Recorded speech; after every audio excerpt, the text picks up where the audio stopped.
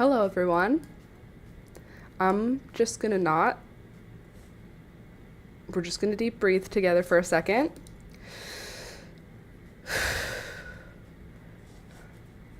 I could kill someone right now. I am so annoyed at my computer.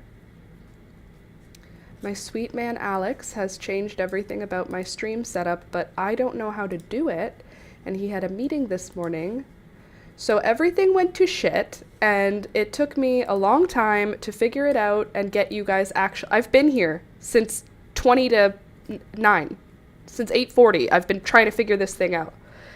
But Alex had to go to a meeting, so now everything is going to be slow and probably glitchy because I do not know what I need to be doing.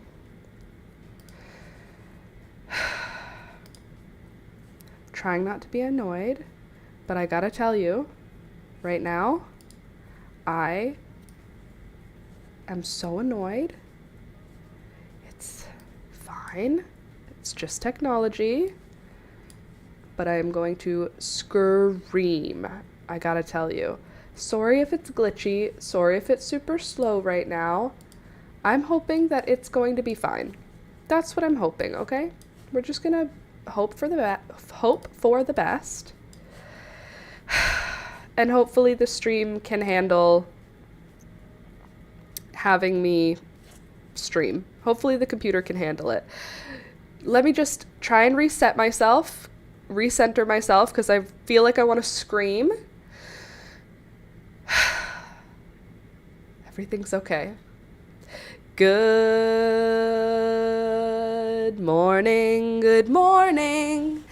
It's the Last Minute Laura show. Good morning, good morning. Hello. Hi, everybody. Welcome back. It's another day. Another beautiful morning. It's 9:30. Apologies if my audio and my video are not synced up. I would love to help with that. I don't know how. Because everything is screwed up. And everything is so glitchy and slow. I'm so sorry. If it looks awful, I apologize.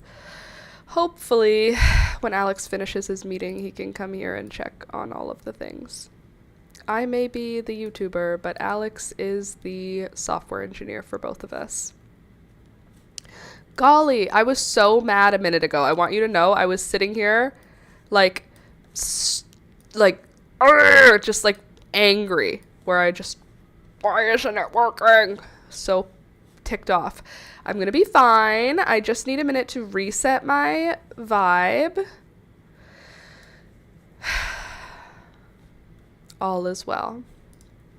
Are you doing the Twitch thing again as well? I am, which is what is throwing me off. So hello, Twitch. Nice to have you here. Apologies. I'm going to need a few minutes to just basically to stop being mad. I feel like a little kid and I need to I need space. I'm overstimulated, That's what it feels like. I'm not hurt. I'm just cross. I'm overstimulated. That's what it feels like. And I can't make anything work this morning. There we go. Alrighty then, folks. Let's jump us into this morning, shall we now? Good morning. Nice to see yas. Okay, let's have a little coffee. Let's put our bangs back in front. I was getting all over the place. And let me tell you about the drama. Happy Wednesday, everybody. Wednesday, February 11th. It's Valentine's Day week. Are you doing Valentine's Day stuff? I'll tell you, I'm not. But I am going to do something with Alex on Saturday, due to the fact that we are in love. All right, I finished the baby doll ruffle on the dress, the knitted ruffle, so now you can see how it looks. Da-da-da-da. Super basic baby doll dress. Look how cute she is, and how the ruffle turned out at the bottom. I think it turned out really good. Also, you know what else turned out really good? Waxed my own armpits last night. Very painful, but very useful in my humble opinion. So that will last now for a month. Instead of me having to shave like once a week, now I don't have to do anything for a month. And doing it yourself is cheap. Very painful, but I don't have trouble with pain, so it's just something to deal with. Anyway, the baby doll dress is mostly finished. We have to weave in the ends on it, but doesn't it look cute? Didn't it turn out good? I think it turned out really nice. The ruffles are especially adorable. So now we need to make pockets. We need to make some pockets. Also, I made this monstera leaf. Did you guys see this yet? I mean, no, you haven't because I haven't shown it to you yet, but look. Hold on, let me see if I can hold it. Look. I made a monstera leaf. Like a real live, super easy. It's not super easy, but it's easy. I would call it intermediate. It's not like expert level crochet work, but I think you need to know your way around a crochet hook and some yarn in order to get this one sort of understood properly. You know what I mean? You know what I mean, Jelly Bean? By the way, hi everybody, welcome back. Click the thumbs up button as you come in. It helps the channel, and you're already here, so you might as well. Please and thank you. Thumbs up on the video, thumbs up on the channel. Oh god, I needed that coffee. Ooh, that's extra good this morning. It's like I actually really needed it. Also, okay, so let me get into what happened yesterday. The city put this emergency tag. I don't even have it anymore. Where would I have put it? That's weird. It was right here. Anyway, the city put this emergency tag on our door and on every door on our block. And it said, emergency water shut off. And just very little information. Just basically, we have to shut it off because of an emergency. Alex came home from his walk after work and said, oh my god, they're like cutting into the water stuff down our road. Like it's a big mess. And I was like, okay, cool. So at this point, it's 6 o'clock. All day yesterday, we had no water. And 6 o'clock comes around. That's when I shower on Tuesdays. It's Tuesdays at 6 o'clock is one of my shower times. And the water was still not on. And then it was still not on, and still not on, and still not on. And then it was time to go to bed. So I woke up this morning like, I really want to have showered before the live stream. And I woke up early, and then Alex said, Laura, the water's back on. So I got to take a shower this morning. So really, it's not clickbait, but it's clickbait. They shut off our water for some emergency, not because we didn't pay water bills or because something's broken in our house. Some emergency down the street caused the city to have to shut off the water. So, we didn't have water for a whole day. And you don't realize how much water you use until you have no access to it. I don't know how many times a day I wash my hands. I will say yesterday, like, I went to go wash my hands dozens of times. So every time I was handling food, I would handle food, wash my hands. And then when I was cooking, it was like, handle food, wash my hands, handle food, wash my hands. And since I couldn't, I was like, I need hand sanitizer. I need paper towels with like something on them. And yeah, it was, I don't know what, but I realized that no wonder my hands are dry. I am washing them 1,000 times a day. It's not like a full wash with soap and water each time, because sometimes it's just a textural thing, you know, like if you get something on your fingers that feels like glue, you might not need to like soap and water your whole hands, but you need to rinse them off. I am putting my hands under running water dozens and dozens of times a day. So basically for me, I've realized I need to be more mindful of that, and I need to continue using like lotions on my hands because I'm not going to stop washing my hands. Sip the coffee and enjoy this day. I took your advice already. It was good advice. Both my youngest have the throw-ups. No. First of all, the youngest. Sad. Second of all, the throw-ups. That's for you, sad. Are they old enough to make it to the bathroom? Or are they young enough that like they're puking in their bed and you have to clean it up?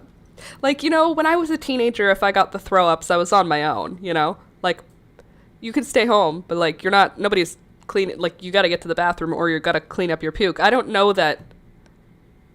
Anyway, if they're little, you have to do it. If they're older, they can do it themselves, you know? Except when you're sick, you don't want to do anything yourself. I hate the throw ups. One of them made it. Ugh, Rebecca, I hope that your floor is hard floors. No soft carpets in your house, please. Okay, so today I think I might have to paint today, if I can be completely honest, because I could fight right now. I mean, I've never physically hit someone except in karate class, but right now I feel ready to fight. You know what's weird though? I don't feel mad at Alex. I'm just mad. Like I was like, oh, when he comes up, he's going to get the brunt of it. No, I don't feel like it's his fault. I feel like I should know how to use the technology that I'm working on. But alas. Do you want to see what I painted yesterday? Because I did paint yesterday.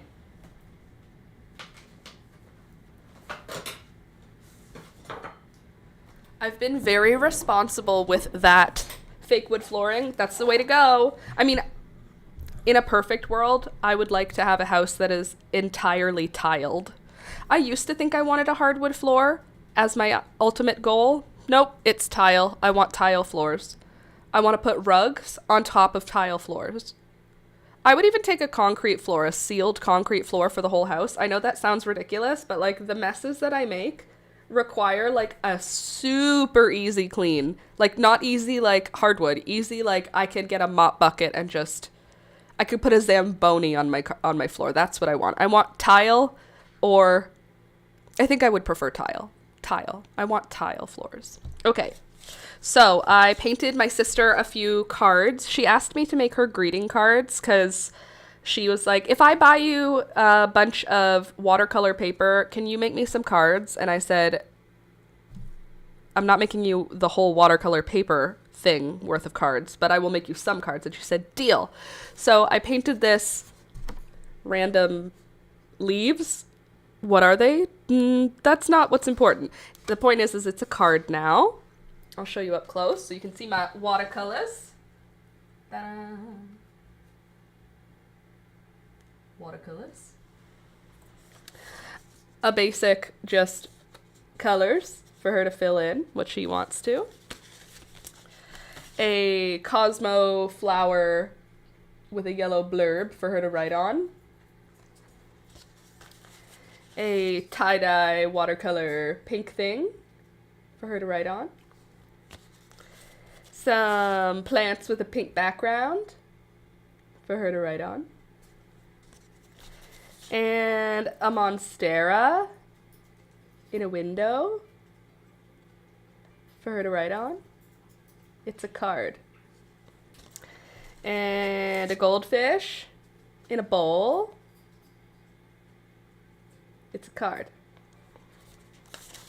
And I think I showed you these ones, right? Did I show you the nasturtium? I think I showed you the nasturtium. I think I showed you the lobster. I think I've shown you all of them. Did I make any more for me? I just did a bunch of painting for her yesterday because I was like not in the mood to try a new thing. Did I do any other cool stuff? Peas, no. Peas, that's all. Let's see. They both have a bucket now. Ugh. 2 a.m. mopping and wiping. Yeah. Not ideal. Not like your best scenario. Ugh.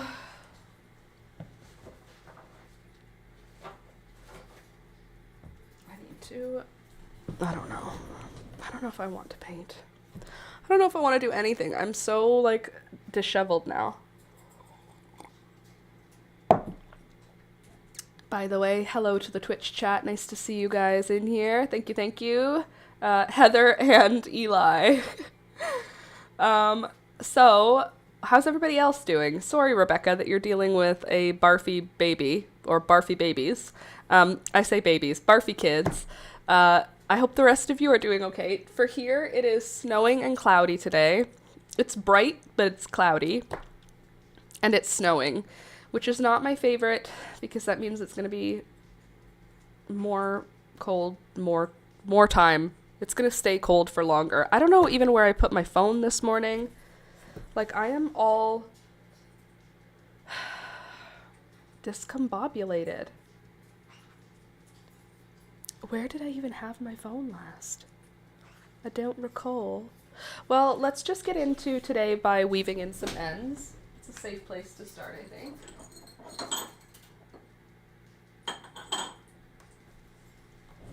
I think that's a good spot to do a little bit of weaving.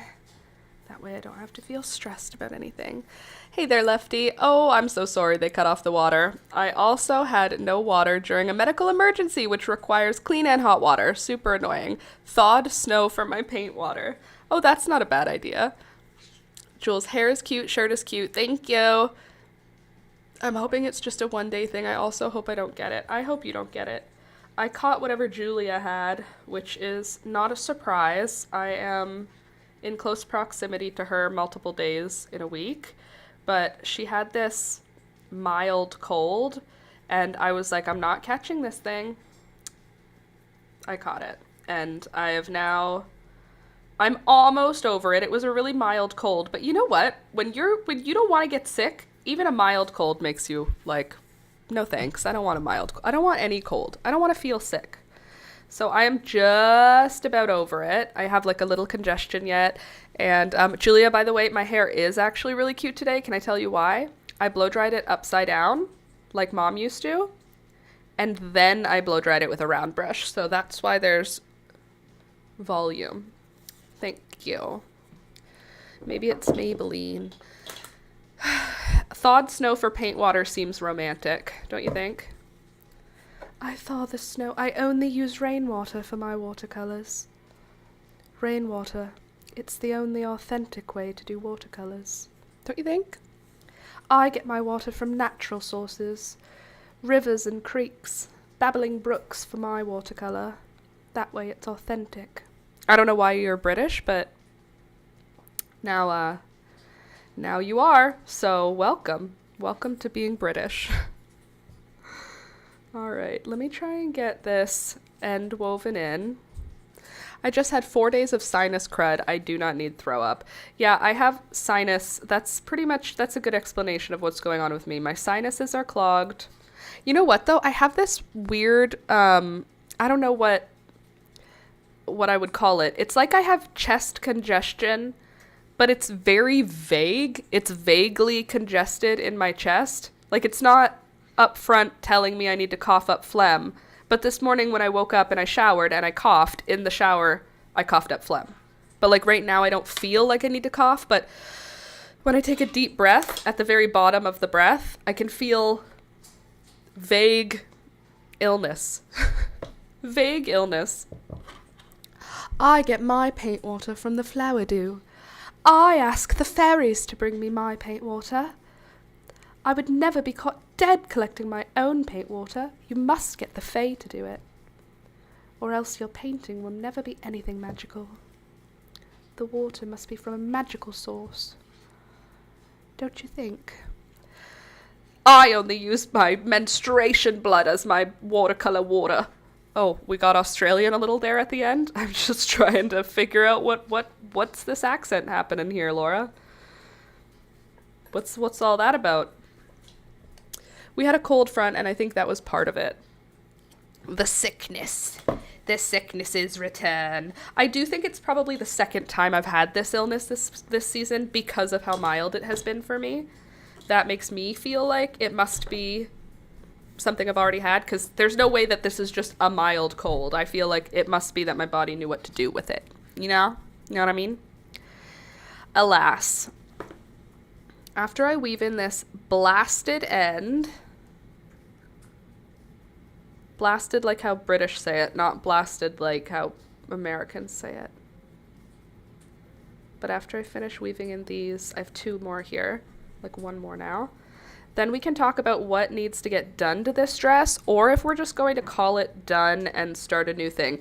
I do know that it's mandatory that this has pockets, so that is something we do have to figure out, but we don't have to be like, it doesn't have to be serious, you know? We don't have to be too serious about it. Toby, you could just lie down in your bed. You have multiple dog beds. I know the couch is currently covered. My hot wax machine, the box is on my couch, and Toby is stressed about it. He's trying to jump up on the couch, but there's no room for him. You could just sleep on your bed. 1, 2, 3 beds for you.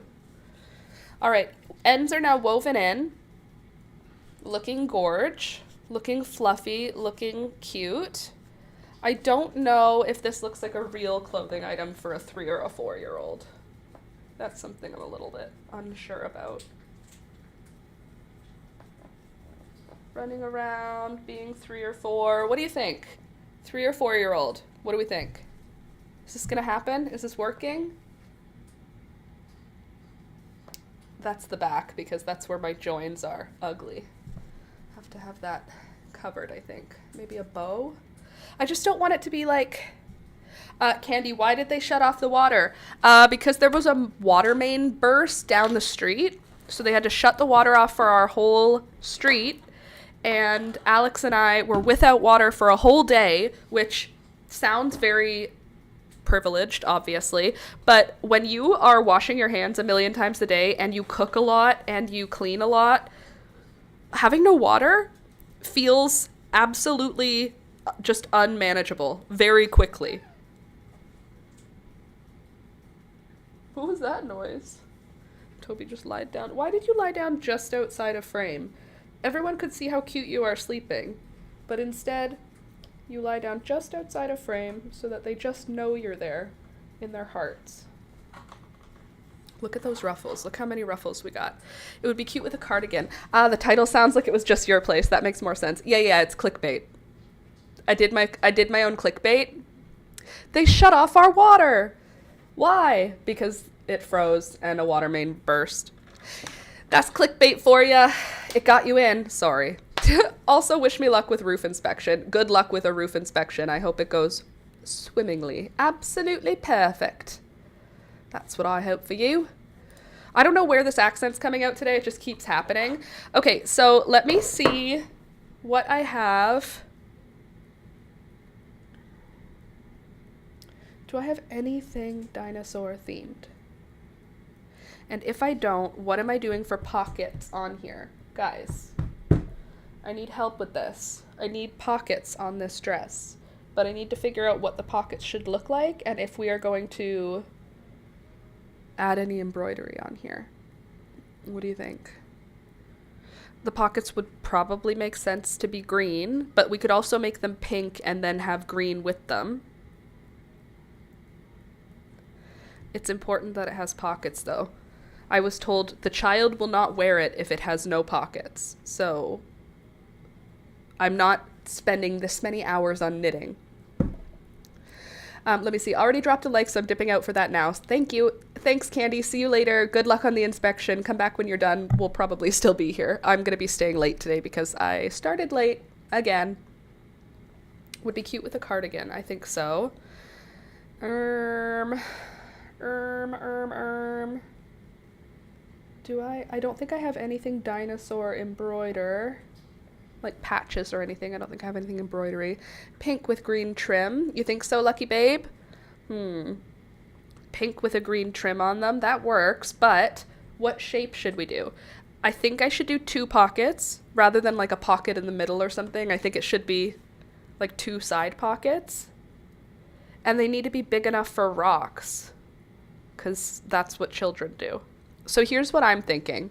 I'm thinking we sew a pocket in fabric and then basically use that to line the knitted pocket. Does that make sense? I think that will work. Like if I'm making, here, let me just try and show you in the best way I can by drawing out an example. That's what we do here. heart-shaped. I don't think I want to do heart-shaped because this child does have a birthday in the month of love, and I don't think it would be vibes. I don't think it's a good vibe. The heart shape would not work. But thank you for your suggestion. I appreciate all of your contributions. I don't know what. I am like ready to be sarcastic. Like I want to go do some customer service work today. I feel like I want a man to just come and be rude to me. Today is not the day. I'm not the one today. I tell you, I am not the one. Granny squares could work. This is what I'm thinking though. Like if I...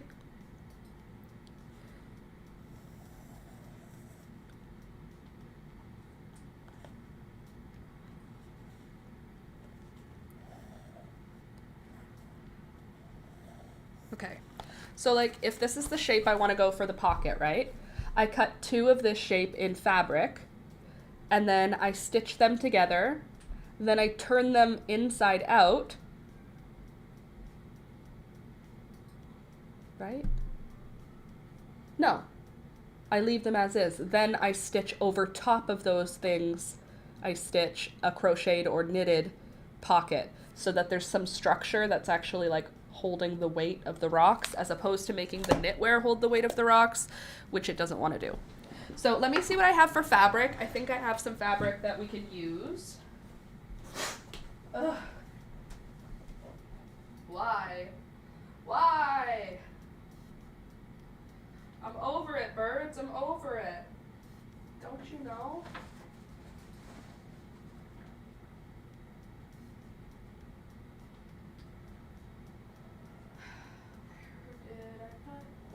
Little box of fabric.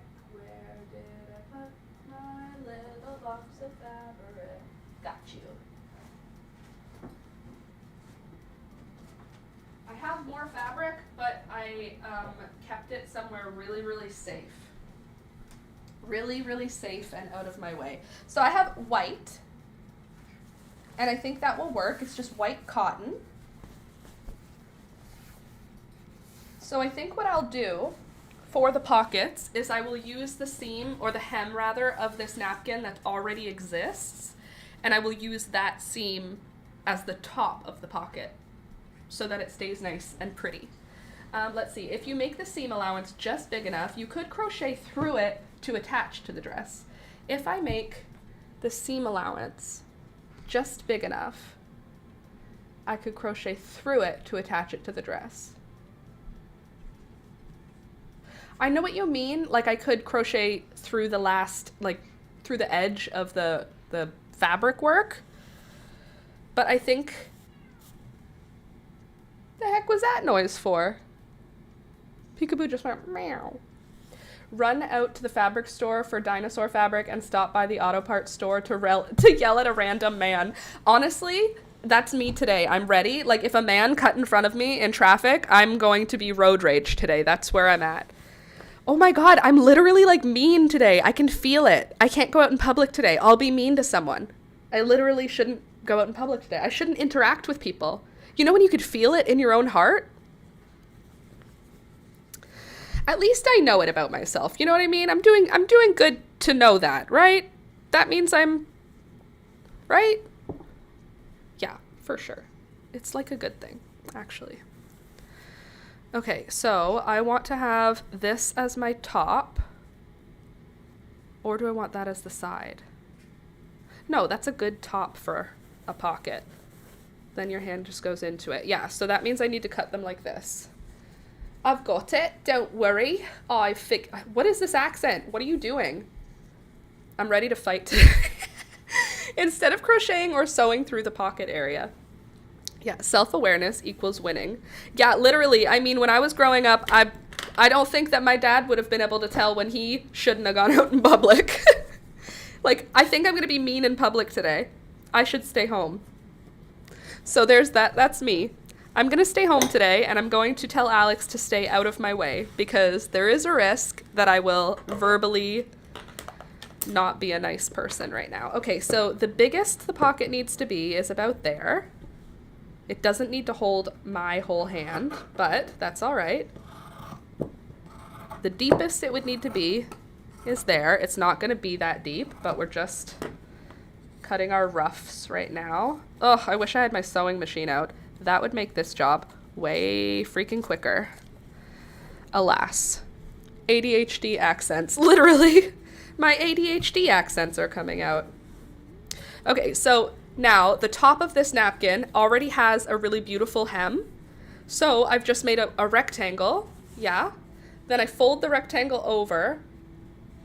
And now there's going to be no seam on one side and just one seam on the other and then one seam on the bottom. We don't know yet the shape of the pocket, but this is at least going to give us an idea of what we could do. So if we want it to be, what do we want? It can't be as big as this, obviously. That's way too big for a little girl's dress.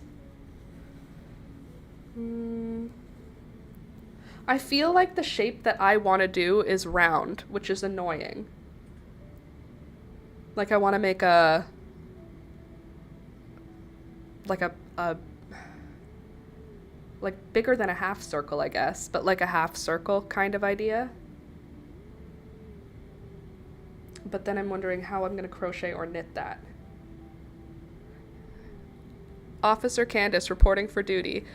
Look at that. Looky that. I lost my wrench. Now I have a blue shield. So now I'm an LML cop? Ooh, you're a cop here. No, all cops are bastards. Well, you're not a cop. Ice out. Fuck ice. Just in case anyone didn't know that that was my stance. I'm in Canada, so my stance doesn't really matter, but just in case. Okay. What shape of pocket are we going to do? I think it needs to be more shallow. That's way too deep for the pocket currently. So I think we need to I need to not be cutting on this surface. That's a dangerous idea. Okay, the depth of a small toddler's hand is the most deep that we would need the pocket to be, which is going to be like that, right? Realistically, probably.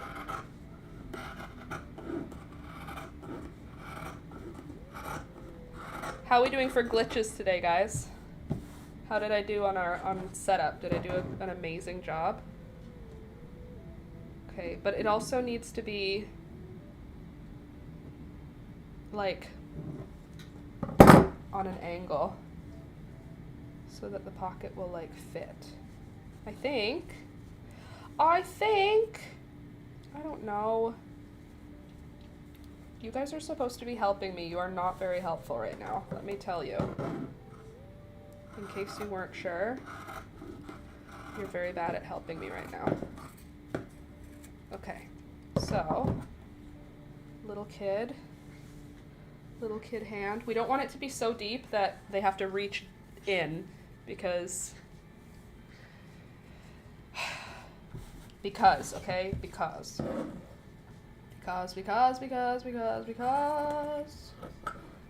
that's what I said so. Do-do-do-do-do-do. I am left-handed and scissors are hard. Straight lines are nearly impossible. Okay, maybe that. A little less. Like just the littlest bit less. That's probably a good size.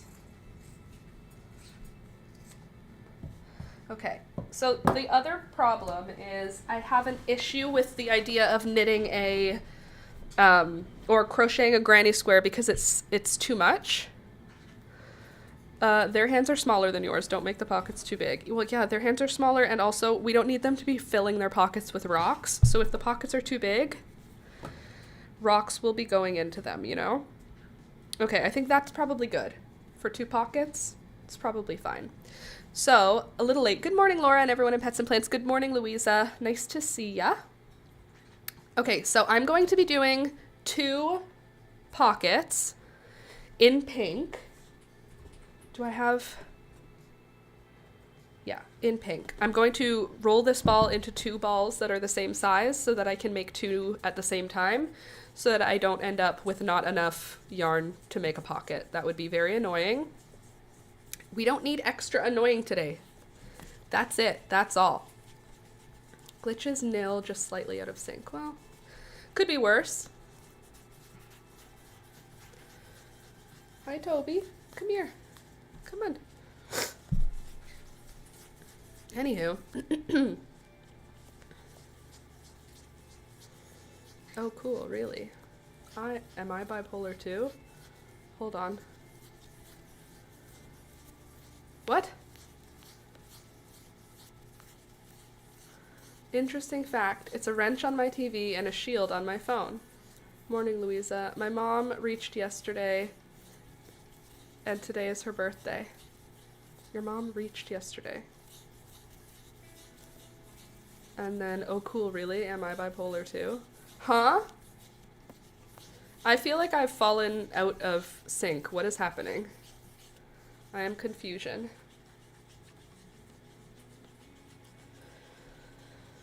Also, yesterday and today and recently, I've been having a very hard time. No, wait. By tool? Huh? Anyway, I've also been having a hard time managing my temperature. I've just been feeling really, really, really, really hot. Hopefully I'm not going into perimenopause, but is a shield a tool? Yes, we are having a different conversations. I'm just sharing. Okay. What do you mean your mom reached yesterday, though? Do you mean your mom arrived, or your mom reached what? Reached, like, she reached yesterday and today is her birthday? Like, I don't know what you mean. Happy birthday to your mom. I understand that part. Heather, a wrench and a shield are the symbols for Candace being a mod. On my TV, it's still a wrench. On my phone, it shows a shield. Thank you. Thanks, everybody. Help me out. Happy birthday, Louisa's mom. Indeed, happy birthday, Louisa's mom. And apologies to everyone. She's back here. Oh, awesome. Welcome. Welcome back. Happy birthday. What a nice birthday present for her, for you. Okay, so now I'm going to make 2 squares that are pockets in the same size that I did the dress in stockinette stitch. Yeah. So I'm going to cast on 2 and I'm going to knit 2 on one thing, which is stressful, but it's going to be fine. And how big are we going to make it? Well, we can measure how many stitches we need. 1, 2, 3, 4, 5, 6, 7, 8, 9, 10, 11, 12, 13, 14, 15, 16, 17, 18, 19, 20, 21. 21 stitches. So, by tool, holy hello, that is funny. 1, 2, 3, 4, 5, 6, 7, 8, 9, 10, 11, 12, 13, 14, 15, 16, 17, 18, 19, 20, 21. Are you sure about that? Trust yourself. You know what you're doing. Where's the other ball of yarn? There it is. Body temp regulation could be an odd HD thing. I mean, not surprising to me if that's the case, but oh my god, I have had a trouble where I've been like, I'll go outside. I'm in tank top right now. It's hot in here for me, but... Oh, jeez. I'm sorry. Did you watch? Yeah, I watched you struggle. Did you watch me getting angry? What happened? I tried to fix what... Why do you keep going off and on? Because I had got the other one to work, the one that you unplugged. It worked? Yeah, so I was trying to get it to work yeah. Again, and then I couldn't, so I had to go back to the other way. Okay. 1, 2, 3. You just have to 4, mute your 5, video and unmute the other one. 6, I did. And that didn't help? 7. No, it did. 7. Hold on. True. It doesn't matter. It worked. 8. It just needs something else. 9. I had to... What did I have to do? I had to delete it. 10. And then re-add it. And then it was fine. On the Windows. Like, I had to delete that the camera entirely and added again, and then it was fine. 1, 2, 3, 4, 5, Really? 6, 7, 8, 9, 10, 11. Yeah, but then I couldn't figure out the rest, so I undid it. 1, 2, 3, 4, 5, Weird, 6, 7, 8, 9, 10, 11, 12. Hold on. 13, 14, 15, 16. I need 21. 17. Was your meeting good? How's your 18. computer? It hasn't had any trouble. 19, Oh, that's good. 20, 21. Or wait, maybe am I just a tool? Candace.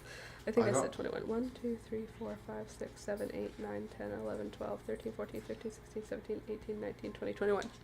What made me confused is nothing changed between Monday and today. Yeah. Nothing. Nope. And it didn't work. Mm-hmm. The only thing that changed is the plug was plugged into there instead of there, so I was wondering maybe not enough power to power off the USB output. But anyway. C'est la vie. Can I tell you something? Please do. Can you mute for a sec? Yep.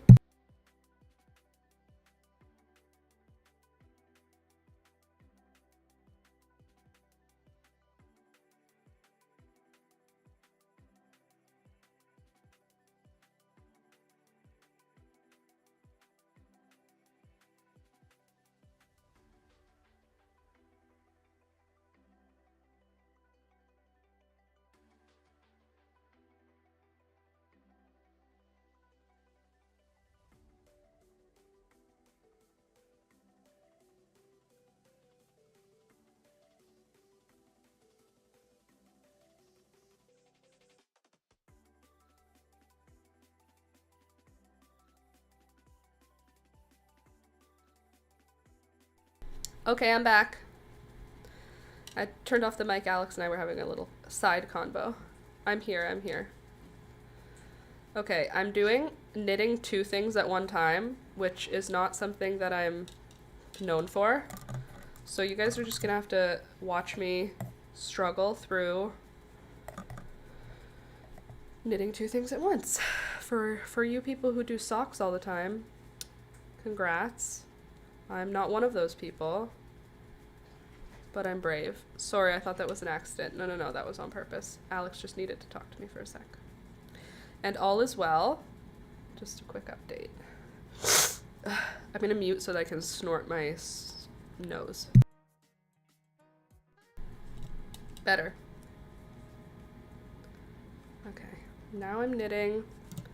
I'm not knitting in the round even though I'm on cables. That's not what's happening. I'm gonna do knit forward, purl backward, knit forward, purl backward to create pockets. Or I could just do knits and then the pockets could have a different texture. That could be fun. And by fun, I mean easier for me, which I love. I love when it's easier for me. So let's try that. Let's see. Instead of stockinette pockets, let's do, what are they called when it's not stockinette? What's the other one called? When it's just pearls? There's a name for that. I forget it. I'm just gonna knit every row is the point. Instead of doing knit, purl, I'm just gonna knit, and then I'm gonna turn it around and knit the other way. All right, I finished my first row here. I'm also doing what you recommended last time. I believe, Rebecca, it was you who recommended this, that I just slip the first stitch. So I'm slipping the first stitch, not knitting it. I think that was you. And then knitting the second stitch, third stitch, and everybody else. Garter stitch, that's what it's called, garter stitch. I'm literally sweating right now. It's only 76 in here. It's not even technically as hot as it usually is. I'm melting. Sorry, knit language is not my forte. No problem. Worry not. I do not need it to be your forte for you to hang out here with us. It's not even my forte, Candace, you know?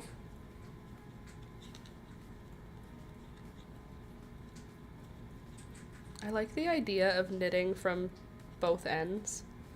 like knitting a project from one end of the ball and from the other end, but you can't usually pull from both ends easily anyway. Slip over the first.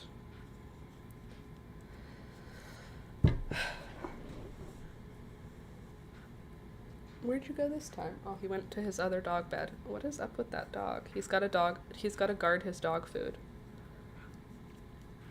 Okay, so we're making rectangles or squares or whatever, and then we'll do shaping after the fact. I think that's what I do. I'd be sweating at 76. Yeah, well, it's not my fault that it's 76 in here, all right? It's not my fault. It's what it has to be. I don't have a choice. It's not about me. Our house is 100 years old, and if it's not set to 76 in my unit, then upstairs it's freezing, and they have a family up there, so we have to keep it hot down here in order for them to feel cool or warm. And then in the summer, we have to keep it freezing in here for them to feel comfortable. It's unfortunate. Hubby can wear a sweater. I could not stand my place being that hot. I have my windows open right now. Literally, Candace. Wow, that was a good slur there. Literally, Candace, I want to open my windows. It looks like it's warm enough. Ice is melting, so it's above 0. What I was doing yesterday all day, as I was like working, I would stand up and take a break and just stand outside on the porch for a few minutes. 72 is what I have it at. That's the legal temperature here. Like for a rental, if you are renting, you can you have to have it at least at 72. Like it's not allowed to be cold in the winter here because it's so cold. So if I left it at 72, that's what we did when we got here, is we had it at 72. Upstairs, it would be like they had to have a propane heater on, which is not safe in their house because it was so cold when it's set to 72 here. So unfortunately, that doesn't really work for the whole house. So I did actually order a heater, a plug-in electric heater, like a month ago, and I didn't realize it was going to take forever to get here. But that was my plan, was to give them this electric heater so that I could keep the temperature lower and they would have heat in the house that is like consistent for them. But alas, it's going to arrive at like the middle end of February, so it's no longer going to be very useful. Little annoying, but it's fine. Oh, I hope this looks super cute. Oh, I hope it looks super cute. The daytime is fine. I sweat in bed at night. At night, Alex and I have the windows open in our bedroom. We close our bedroom door, which you should do, by the way, even if you think, I don't want to close the door, then I won't hear stuff that's on the other side. Well, if there's a fire, it'll keep you safer to have your door closed. So close your door. But we sleep in the bedroom with the door closed, and we open the window and we turn off the vent. The dog sleeps under the blankets. Peekaboo sleeps just fine on top of the bed. She doesn't seem to mind when the windows are open. It's not freezing cold. We don't leave them wide open. Just open a little. But that's how we stay cool in the nighttime. I like to be pretty cold at night. I would prefer to be mostly chilly. I don't have to be freezing, but I don't want to be warm. I definitely don't want to feel warm when I'm going into bed. You know. I have 2 cats. They sleep with us. I can't close my door. Ah, that's frustrating. Well, your cats are a fire risk. Your cats are a health and safety violation. I mean, probably in more ways than one, let's be honest. Peekaboo jumps on the kitchen table. Do I wipe it down every single time before I sit down at the kitchen table? No. And Peekaboo jumps on it, and her feet go in her litter box. So, like, we're already a safety hazard just having cats. Alrighty. Okay, so I'm doing the garter stitch for the pockets, which is a switch up, but I think that's okay. I think it's gonna look cute. And since it's gonna be lined, I think it won't matter. I wish I could have just made one big rectangle and then cut it in half, but that's not how knitting works, unfortunately. If only it did, though. How nice would that be?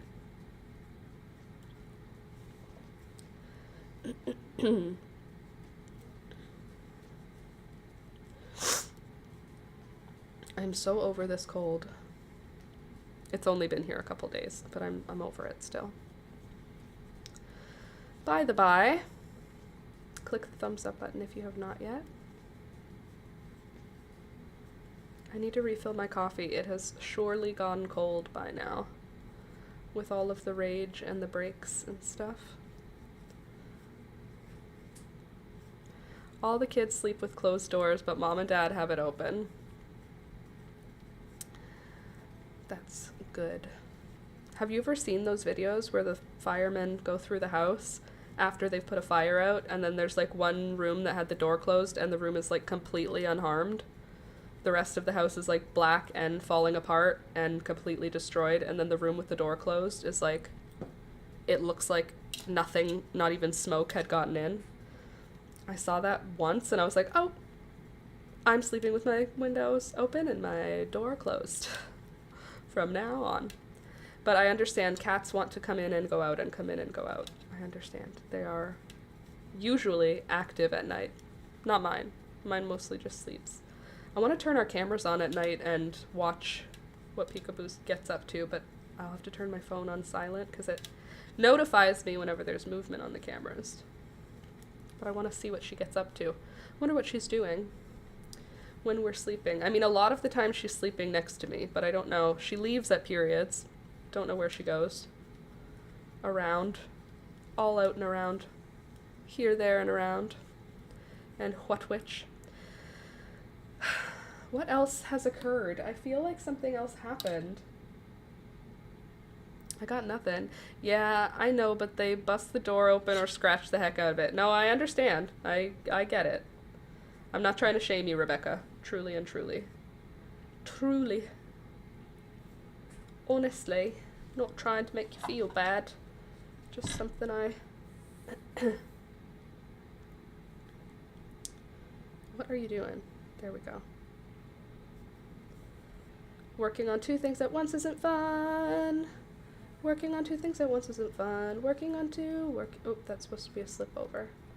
Working on two, working on two, working on two. Oh.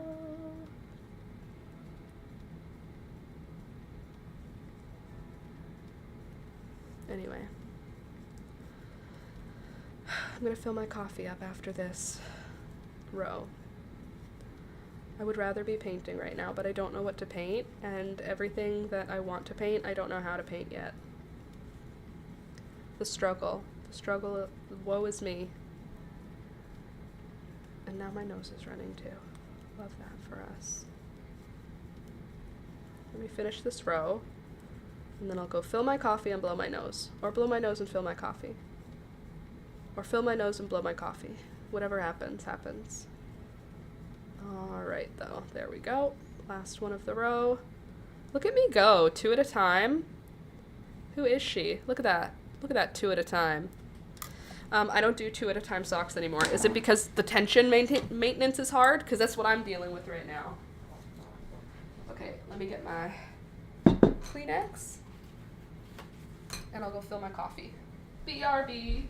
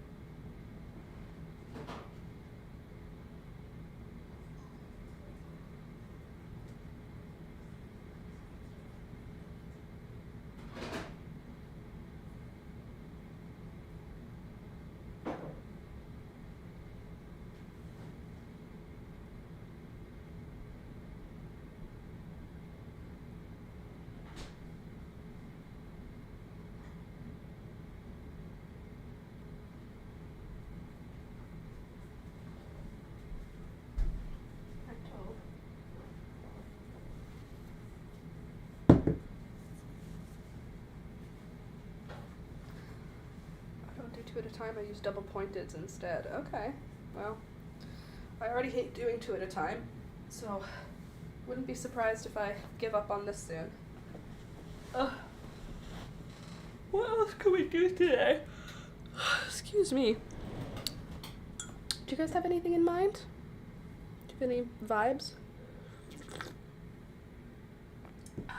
Oh yeah. Nice hot cup of coffee. I'm not having fun doing these pockets. I want you to know. Part of me wants to just finish the one and then go back to the other. Can I just do that?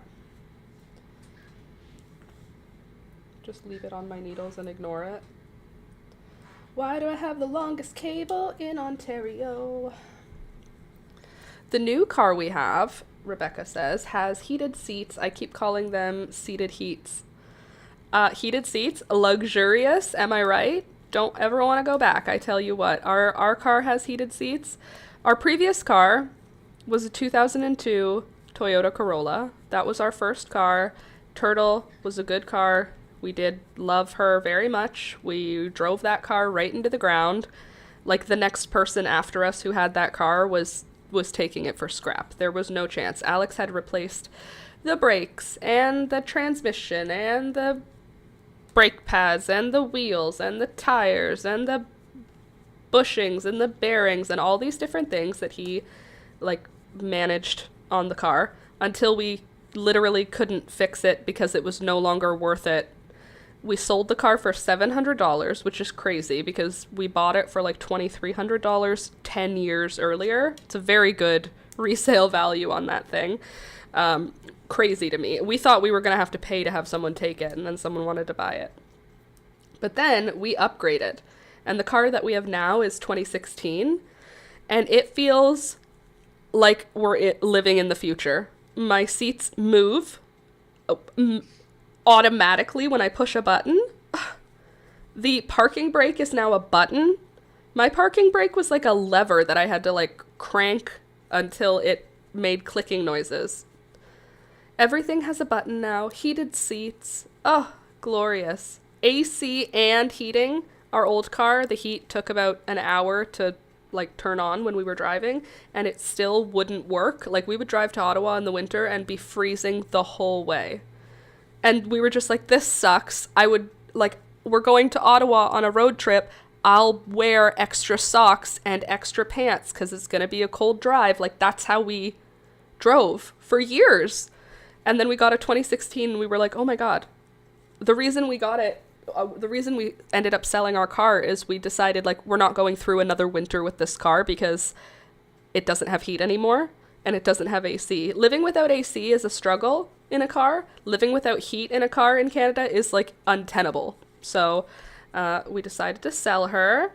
$700 someone decided to give us for that car, and then we immediately turned around and bought us another. The only thing is, ours is 2017. I feel like that's a good time for cars. I feel like we got a pretty good deal. I mean, it was still too many thousands of dollars. Like, considering our first car was $2,300, you'd think, like, what's the next one going to be? $5,000? Like, double it. Let's say your car price doubles. Nope, our car was $2,300, and then our next car was like $17,000. It's what? When did cars go up that much? That is such a huge price difference. And anyway, when we bought our car, we were told, you'll be lucky if this thing gets you a year or two. Then we had it for 10. So, who's to say? Yeah, the van had zero air of any kind when it died. Yeah, it's just, they just stop using those things at some point. The cars just decide they don't need that anymore, and so therefore we don't need it anymore. They make the decision for us. They're very helpful that way. You don't need AC. So much. They cost so much. I was looking at new cars. I will let you know, I will never buy a new car. That will never happen. I'm saying it here. I'm saying it now. I will never lease or own a new car. Like, the year that it is, my car will never be also that year. And I am not only fine with that, it sits weird with me, the idea of ever getting a brand new car. The number of cars that are being made, the number of cars that already exist. I'm not trying to be like an eco-friendly crazy person.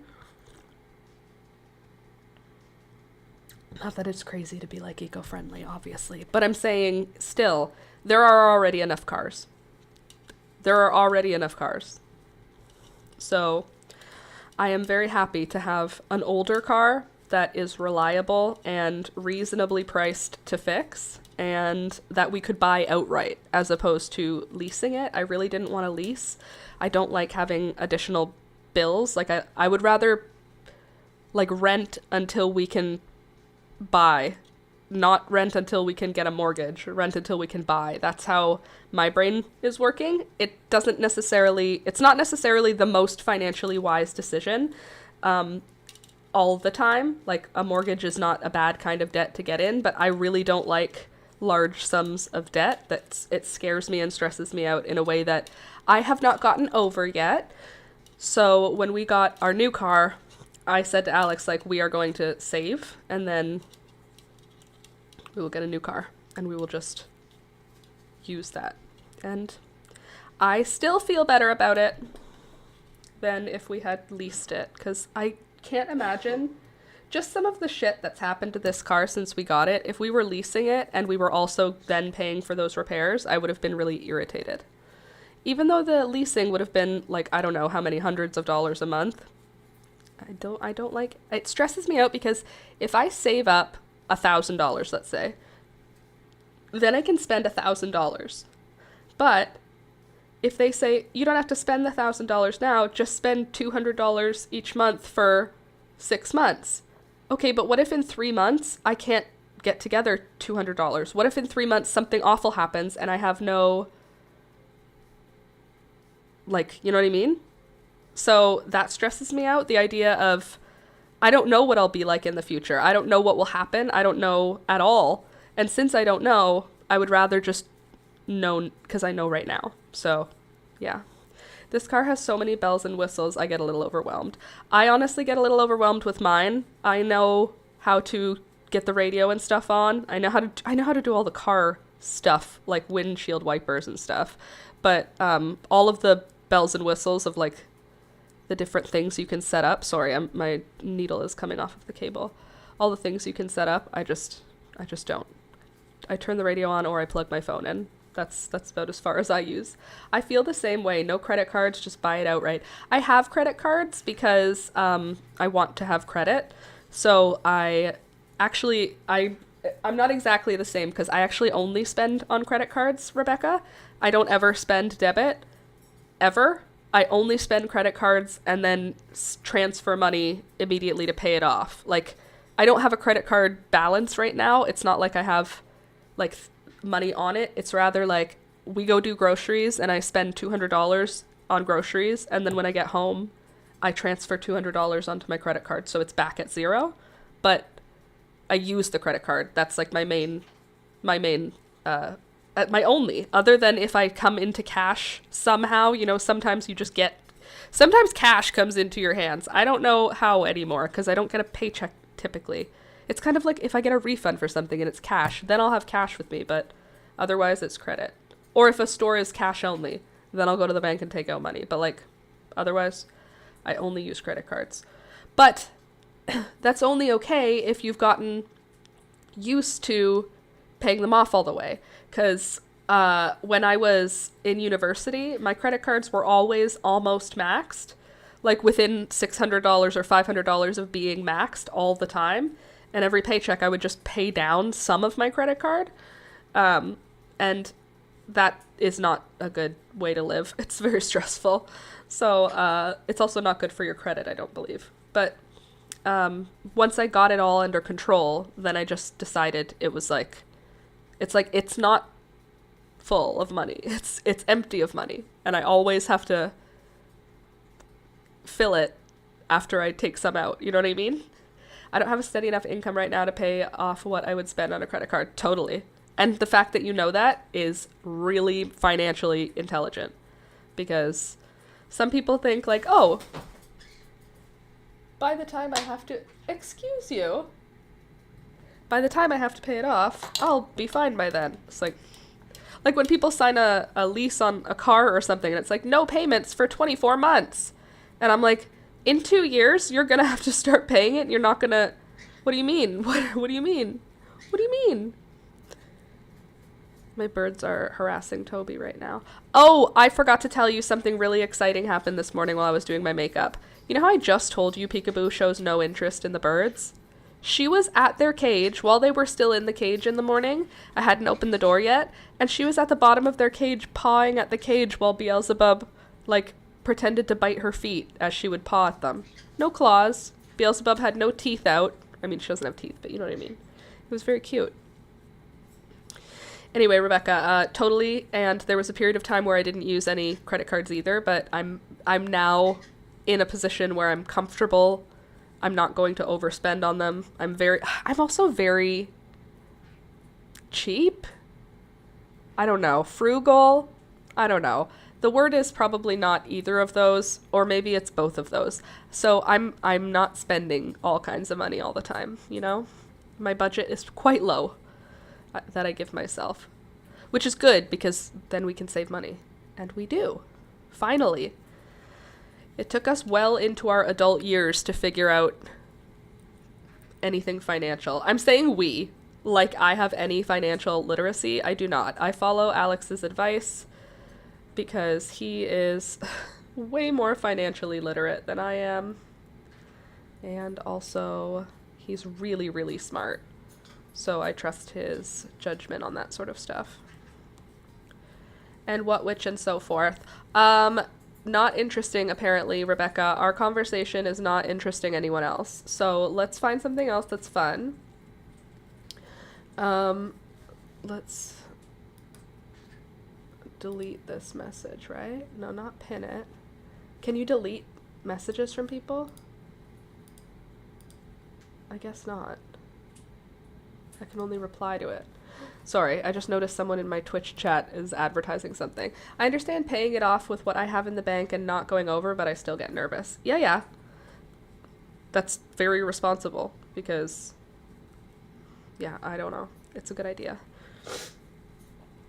So, what else could we be talking about right now as I knit this? Oh, okay. I'm back on the thinking about hiring a cleaning person to come once. I'm back on that thought train.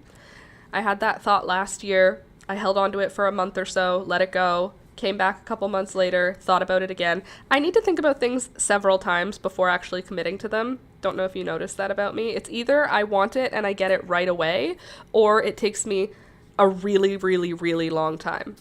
Like, if I want to shave my hair, I'll do it that day. If I decide I'm going to go on antidepressants, it takes a really, really, really long time. You know, some things just take a really, really, really long time. And one of those is me hiring a cleaning person to come to my house.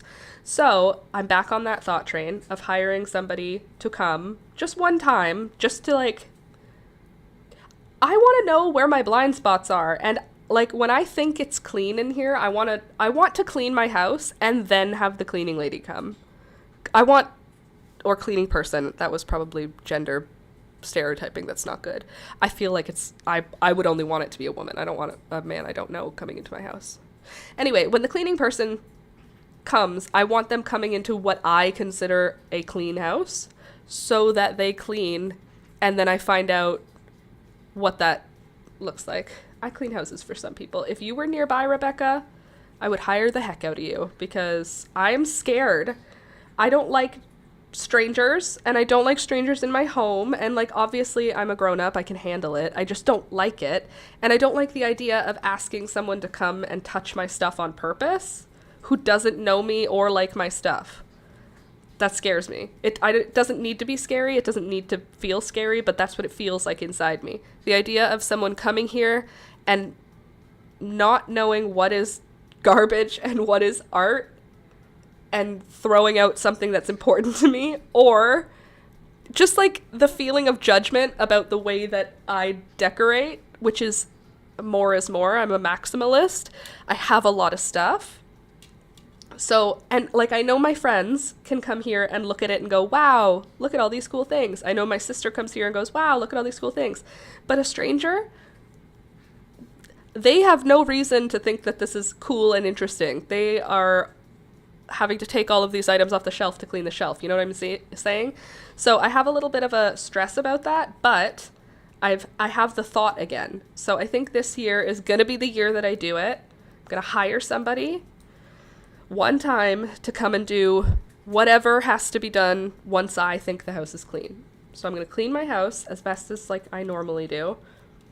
And then someone else will come and basically fix all of the spots that I'm not doing well. I like all the cool things. Me too. But not everybody does. Some people think all of the cool things I have are weird. And that's fine. I don't feel bad about that, but I don't want them in my home. You know? Thinking I'm some kind of like witch gonna cast magic on them, which I wouldn't do. I would never do that non-consensually. That is rude. Anyway, so I want to know what my blind spots are, and I want to do it in the spring. I think I want to do it after the baby plants go outside. So baby plants go outside, at that time my house is at its most chaotic because like the plants bring in and dirt comes in and out of the house. That's usually when we're getting flies out of the house because in the spring they come in again from outside, and I'm having the door open a lot in the spring because I'm bringing plants in and out of the house. So it just ends up being the time of year when there's the most dirt in my home. And I mean soil dirt, not like filth. I mean like dirt. So there will be a need to like move furniture and clean underneath it, which is something I do every spring because of this lifestyle I lead. But anyway, I'm back on the idea. True, it's also harder cleaning a more lived-in home. And let me tell you, I live the heck out. I live out the heck. This home is heckin' lived in. I couldn't find a way to make that work. I lived the heck out of this home. It's very lived in, obviously. And also, there's lots of, like, stuff. Like, I have equipment for everything. So, yeah. I don't know. That's just, I passed through my brain, so now you have that knowledge, too. But what are your spring clean? That's what I was trying to get to, was what are your spring cleaning things? Do you do any, like, actual spring cleaning stuff? I feel like in the spring, I always do my windows on the outside, and I can't in this house, and I want to, because there's, like, a big mess of bird poo on one of my windows. Also, I would consider what they view a deep clean versus a simple clean, windows, baseboards, and such. Yeah, and, like, I wouldn't want them to do, like, let me think what I wouldn't want. I don't need them to, like, do dishes, you know? I don't need, like, that's, like, that stuff I do, you know? It's, like, the stuff I don't do. Your coleus is so pretty. Sorry about your water. Slinky, thank you. My water's back on now. All is well. And my coleus is so pretty. Do you want to see more? Because I need a break from knitting because it's not growing fast enough, and I hate that about it. I have a bunch of coleus right now. Some of them are in just desperate shape, aka this one. She's not dead, so I'm not giving up on her, but I tell you what, she ain't happy.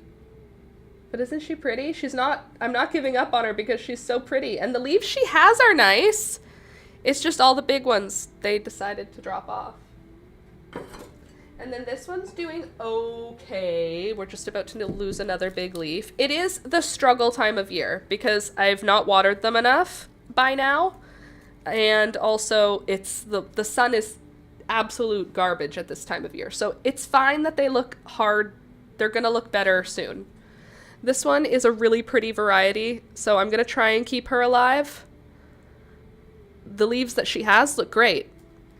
The leaves that she doesn't have, they don't look great. The pot she's in is because of how big the plant was in the fall. Just think of it that way.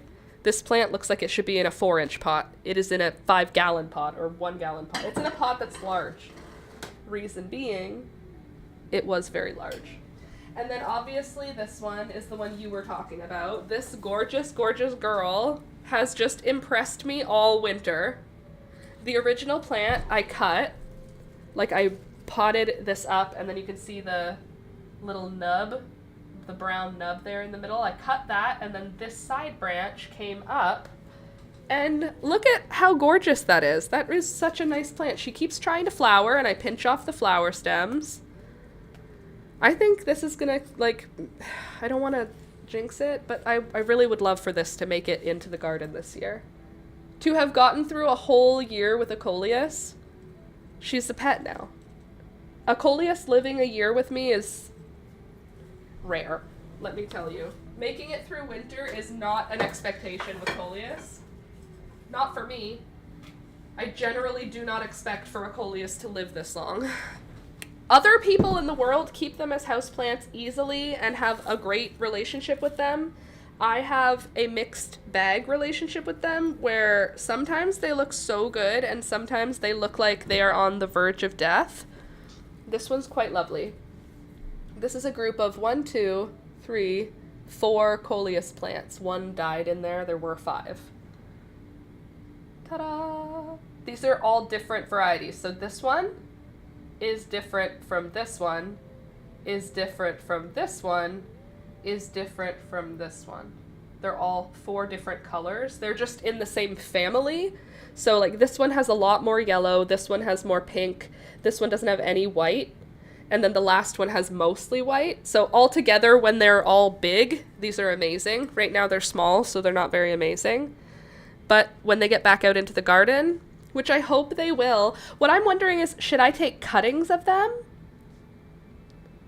and root the cuttings to put out in the spring? Or should I like gradually adjust these to outside? I don't know.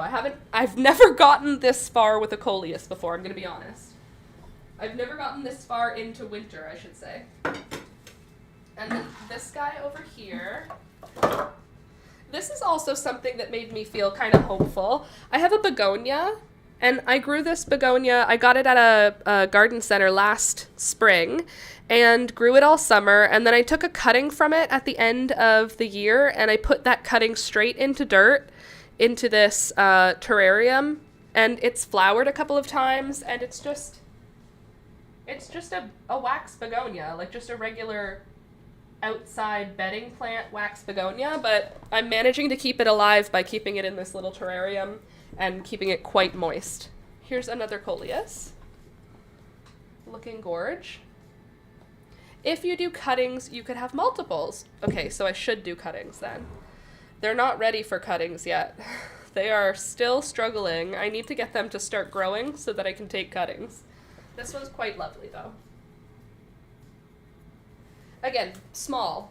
They just didn't grow very much in the winter, which is expected, right? It's like the sun is gone, the vibes are, you know, mid. Nobody wants to be awake, not even the plants. And then one more coleus here. This one's doing well now. It's doing a lot better than it was doing in weeks past. Even some new growth coming from the bottom. Isn't she nice? And look at this. My sister gave it to me for Christmas. It's chicken on a pot. So cute. But yeah. And look at how far away from the window this one is. And it's doing that well. What is on my foot? One of those sticky traps. That is not working. Okay. What else can I show you over here? Nothing. I think that's... Oh, there's one more coleus over here. I have quite a few. Look at all these coleus, guys. Here's the last one. This one was mostly regular green, and then it just had these flecks of maroon on it. And I said, that's fun.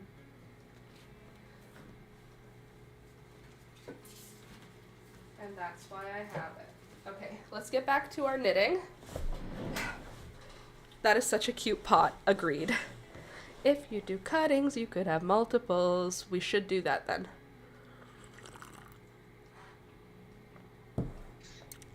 Okay. Back to knitting.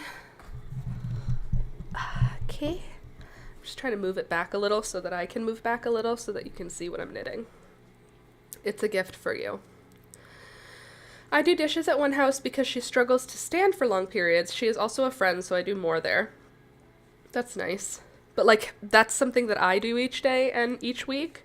So, like, it would be like, I don't need help with my laundry. I don't need help with my dishes. I want someone to come and see where I'm missing stuff. What do you look at when you come into someone else's house and notice? Clean that stuff, please. Because I don't notice it. I live here. And then people say, well, what do you notice in your house? That's not helpful, because I obviously don't notice anything. What is happening here? Why is that so loose? I have a loose part.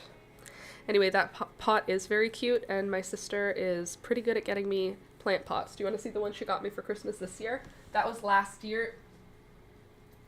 That was last year's. My S's right now are bothering me. This is this year's. It's Peekaboo. She ate this plant, and I can't even be mad at her because it was in a plant pot that looks like her. Isn't that cute? A little grey cat, just like what I have. Oh, something else yesterday that happened. So before the water got turned off, I was washing one of our blankets. We have this blanket that my mom gifted us for Christmas a couple years back, and it's the largest blanket. I don't know, it must have seemed like a good idea at the time, but it is too big to go into any laundry machine. It's too big. So in washes past, we've put it through the laundry machine and just gone, I hope it got some clean. So yesterday I said, I don't think it's been getting cleaned. I just don't think it's been getting cleaned. I want to do one of those bathtubs soaked. I soaked it in the bathtub with laundry detergent. I'm not even going to tell you. The color that came out of it was not dye. It was not dyed. The color was not of the blanket. So that grossed me out. So then I did it again. And the water still got cloudy. So I did it again, each time with hot water and with laundry detergent. I had to do 3 rounds. My 4th round, the water was clear. And I didn't have any soap in the 4th round. So basically it took forever. And it was pretty gross because it's one of our, it goes on top of our duvet when it's really cold. So the animals sleep on top of it. And I knew, of course, the animals are sleeping on top of it, it's getting animal dirt on it, but yuck. So anyway, after I got it finally to be clean, I put it in the laundry machine, which it now fit into because it was fully soaked with water, put it through a spin cycle, and then put it in the dryer, and now it is it's the brand newest, most loveliest soft blanket, but I literally hated washing it, so I don't know what to do. Do I cut it to a more reasonable size and then sew a seam or a hem on the outside of that? Do I donate it and just say c'est la vie?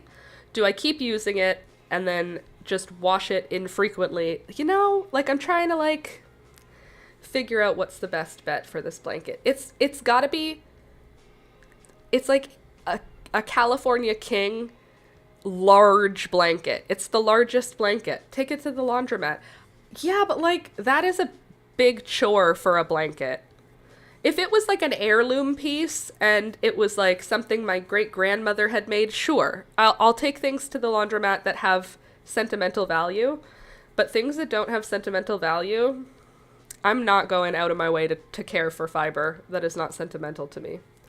I am going to wash it and dry it as I do. And if it doesn't fit into that routine, there's got to be a good reason. So I'm trying to determine if that blanket is worth keeping. That's so silly. That's a real problem that I'm solving in my head right now. Should I? Should I? Should I? They have huge machines. True.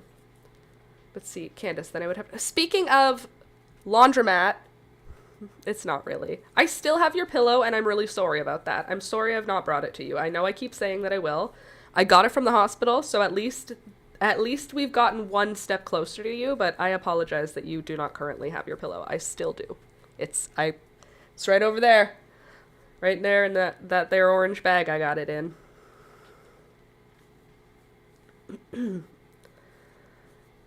I can definitely knit faster when I'm not knitting 2 at a time. That was a good choice to stop. And I'm definitely going to have enough yarn, so that's a good thing. The garter stitch is also very cute. I think it'll look good on this dress. Even though the dress is all stockinette, I think garter will be cute. That is totally fine. I will get there soon. Either you will get here or I will get there soon. It's happening. We will meet up in the future soon. Gosh. The drama of it all, am I right? What are we going to make next? I had on my list bloomers, and I think I want to do them in garter stitch, not in stockinette, because I think the garter stitch will look cute as baby like bloomers. So other than that, what do you think? Hi Laura, hi Sharon, good morning.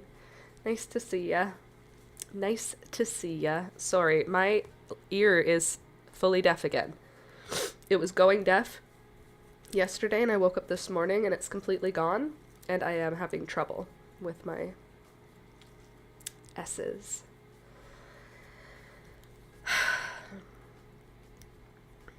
Here's how far I've gotten on pocket number 1. Doing this in crochet would have definitely been faster, but definitely would have used more yarn and the pocket would be thicker, and I'm not trying to have a thick pocket. I'm trying to just have a square pocket.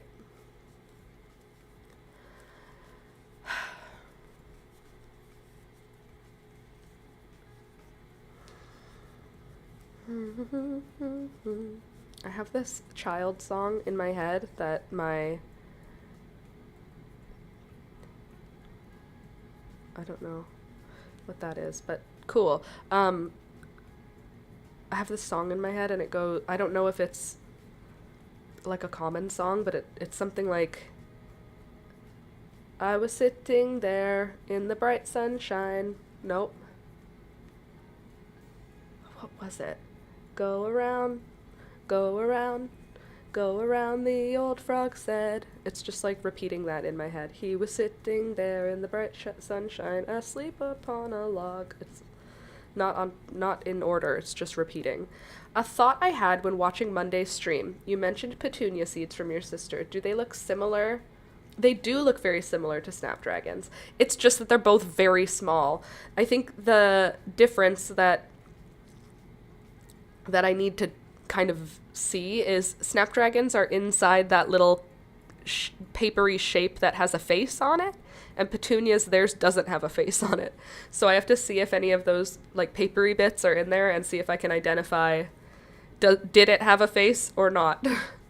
And that should help me. Snapdragons have a face on their seed pod and it looks like a little face. And then the snapdragon seed pod looks like the skull of a very small human, whereas petunia seed pods just look like a teardrop shape in 3D. At least that's how I see it.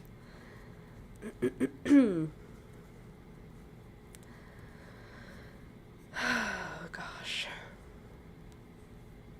I just want this pocket to be done so we can sew it on. Please and thank you. What are you guys working on today? Hello. Could you do me a fave?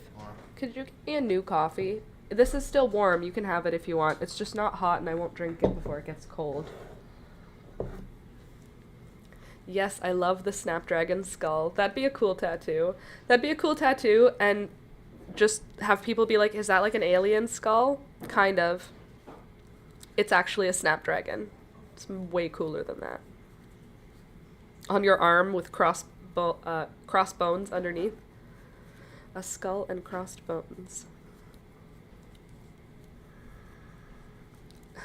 It'd be an interesting tattoo for sure. Thank you. Is that a fresh one? I had it too. Oh. I poured it on this one. You poured some out of it? I poured most of it out.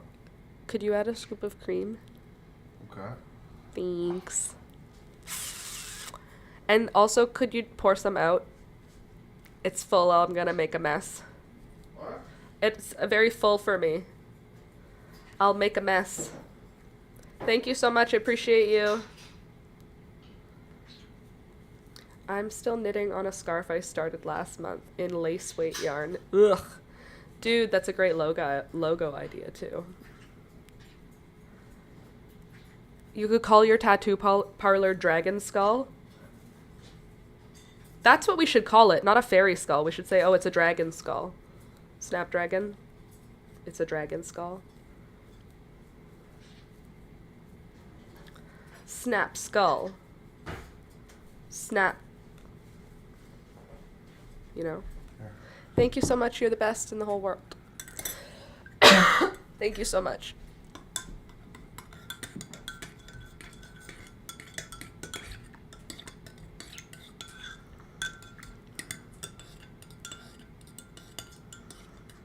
Please be hot coffee.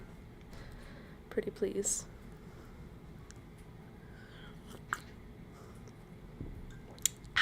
Delight. Okay, I want this done ASAP so that I can sew the pockets on and be done with this gosh dang dress. You know when you're over it? That's me right now. I'm over it. I want to start a new toy. I want to play with a new toy. What toy can I play with next? What do you think? What should we do next? Should we knit? Or I think we should probably crochet. It's probably polite for us to crochet. We've been knitting for several projects now. Switching back to crochet is probably the right thing to do. But what could we crochet next? I know you guys give me suggestions every single time. I know this, and it won't change. I'll continue to ask you. Let me see what's on my list. Because you guys always come up with really good ideas. Okay, on my list, I have recovering a lampshade, knitting a 4T sweater. Okay, that's not a bad idea. Send in a granny square project, crochet throw pillow, a studio tour, in brackets, when it's very clean, finishing a knit sweater, I did that one, crochet a fruit hammock, knitted bloomers, garden stuff bag, delicate booties. Oh, that was the next one I was thinking of, was crochet delicate booties. I always do baby booties in like a size 3 or 4 yarn with a needle or a crochet hook that's like 4 millimeters, 5 millimeters. I was thinking of doing one with really small yarn and a small crochet hook, like a 2.5 or a 3 maybe. Something a little more delicate and a little bit more, I don't know, just a little bit more. Let's see. I can't keep making things I'm completely over. Yeah, that's like where I'm at. Do you have an Easter project lined up? I do not, but I have a baby dress almost finished. That could be my Easter project. When's Easter? That's not yet. I don't have an Easter project. I could do an Easter basket as a project.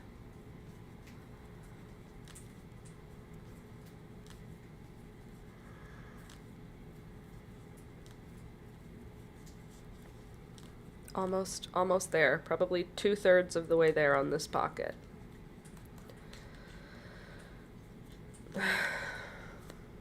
Am I going to learn how to do lake pigments this year?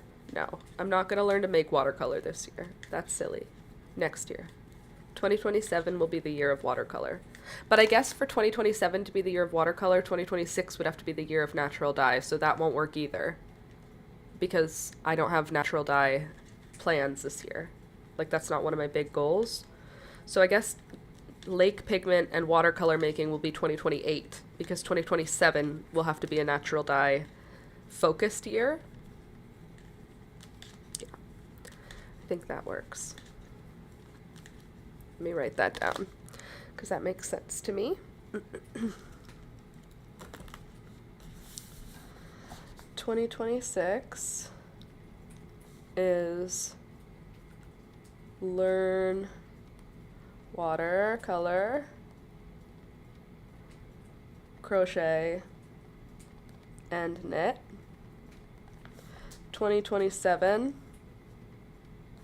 is natural dye.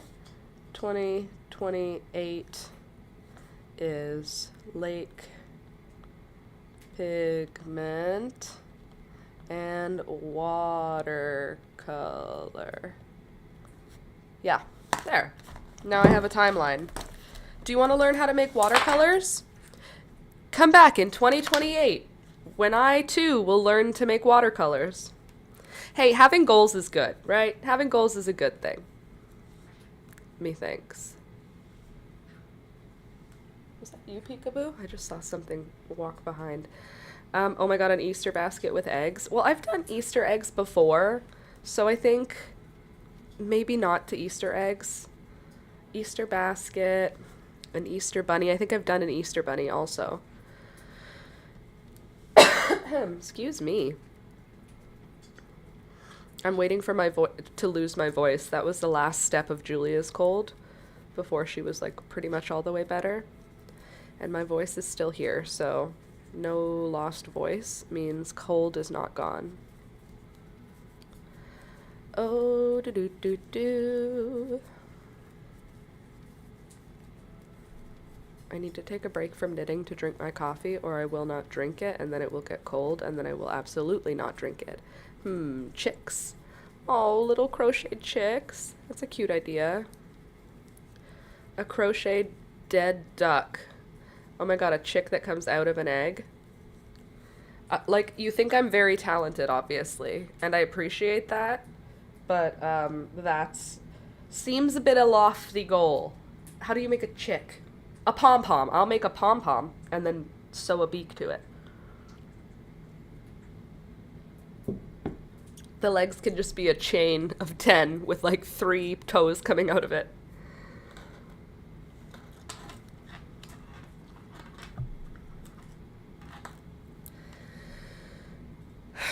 I feel like my lungs are inefficient currently.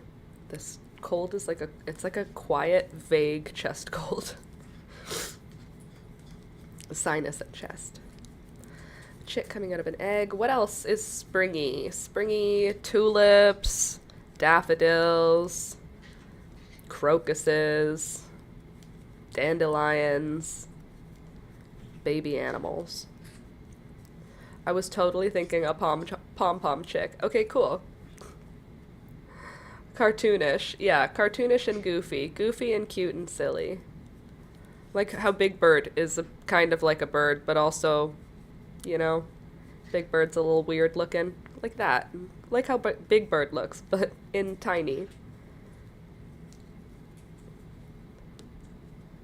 Almost done pocket number 1.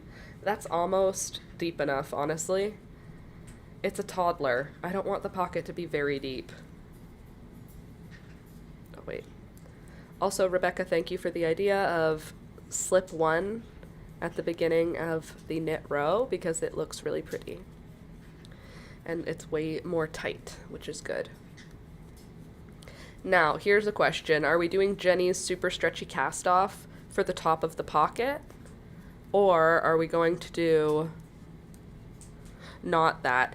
And here's another question. Are we going to switch to green for the top of the pocket, or are we going to just leave it as pink for the whole pocket? These things are important for us to figure out because this project is whoa, did you hear that? This project is important. Hello? Oh, okay, so some of the high notes are leaving. We're getting there. That means we're almost done with this sickness. According to how it affected my sister anyway. Okie dokie. What do you think? Should we switch back to green? I think probably. The answer is probably, right? If we look at this, and this is going to get stuck on here.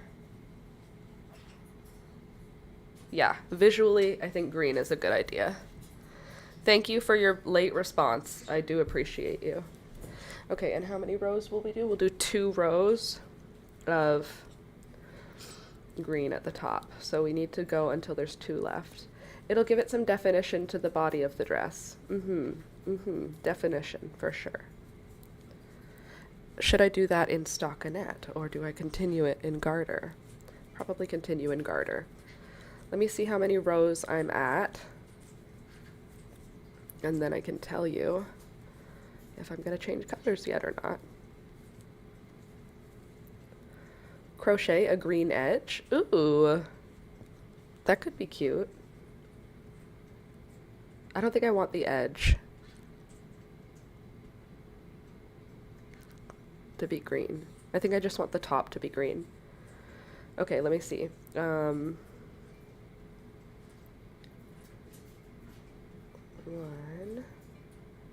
2, 3, 4, 5, 6, 7, 8, 9, 10, 11, 12, 13, 14, 15, 16, 17. But that's times 2, I believe, isn't it? Because I did.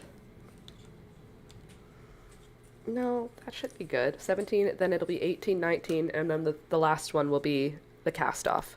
So that's good. 17, and then switch to green. 17 and switch to green. Easy peasy. Just like that.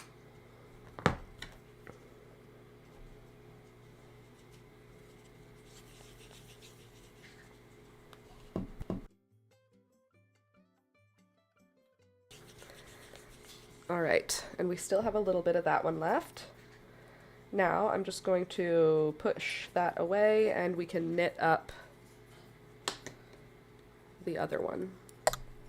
Get it up to 17 rows so that we can finally be done with all of this ridiculousness. It had to have been over 0 degrees yesterday. 0 in Celsius. I almost said centigrade. 0 Celsius because it was warm in the sun. At least it felt like that. And you know that that means spring is on its way. Delight. I can't wait. I do need to get soil still. I'm just going to keep saying it. I also need to start collecting your addresses. So, I will send a message out to all of you patrons. Even if you've given me your address before, if I send you a message saying, please send me your address, just write it out again or copy and paste what you previously wrote. It makes it easier for me for that address to come forward in the message every year, as opposed to just knowing your address from the first year and having to scroll back through years of conversation.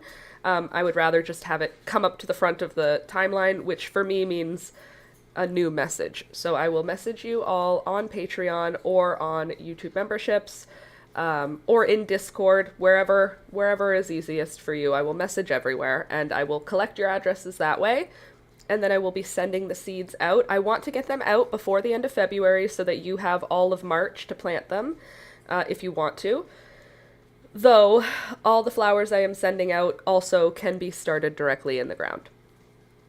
So, that's that. The only reason I want to get you them by March is because there are poppies in that mix, and poppies want to be put out a little bit earlier. So, if you are wanting me to send flower seeds to you for your garden, definitely join the Discord, become a patron, become a YouTube membership member, or a Twitch Prime person holder. I don't know what it's called for Twitch, but whatever, all those things. Support the channel in some way and then connect with me and I will send you garden seeds. And I send really pretty mixes. If you want to know what flowers we're sending this year, check the last stream. We decided on them together and it was very pretty, the mix that we came up with, and it had like a couple dozen flowers varieties in it. Oh, hey there, miss. How you doing? You already had your breakfast. You just want to come hang out with me? Hi, baby. Nice to see ya. Nope, don't hit my mic. I'll move this over so there's a spot for you, okay? Then I'll move this so that you don't have to sit on my knitted dress. There we go. You can sit on this thing. There. If I fits, I sits. Still a little spot for my kitty. I planted so many poppies, I really hope they put on a show. They will. I can guarantee it. Did you plant them with intention? How did you plant your poppies? I don't plant with intention with poppies, and I find they always put on a show when I do that. when I just throw 1,000 poppy seeds into a small area, it seems like they all grow. I don't believe they all grow. I had like one wimpy one last year because I saw thrip eggs on foliage and pulled most of them out before they bloomed. Ugh, that's annoying. Fair enough, though. I don't want thrips on any of my stuff. I've been battling thrips in my indoor garden this winter, and I've managed so far. We've only lost a few plants, and it's a battle that I'm ever fighting. It's never won. It's a battle that I just deal with. Nope, Chaos sowed 3 varieties. Oh, okay. Well, that's a bummer. I love chaos gardening. Just throw the seeds, throw them all. This year's poppies for me are going to be much of the same.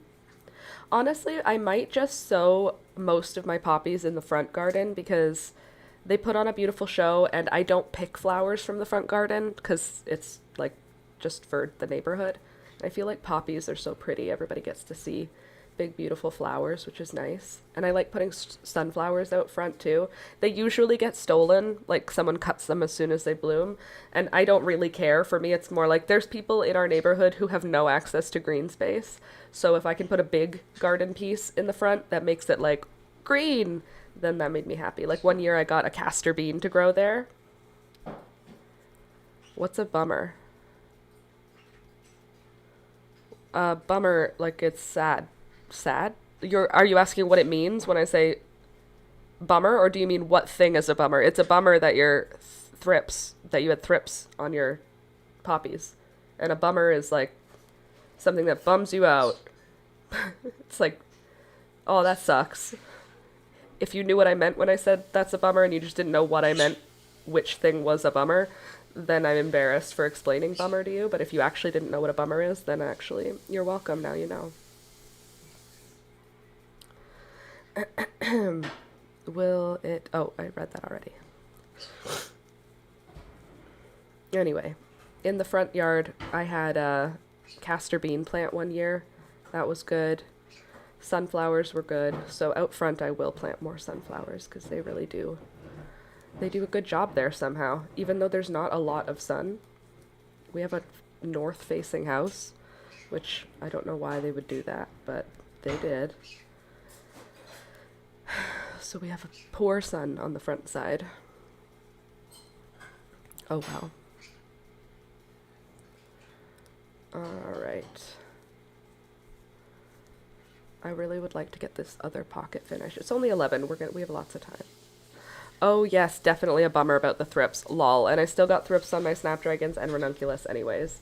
Yeah, I have thrips currently on... Who's actively dealing with thrips? I don't know if it's active anywhere right now. I did a soap and, not castor oil, neem oil. Soap and neem oil and peroxide soak like a week ago.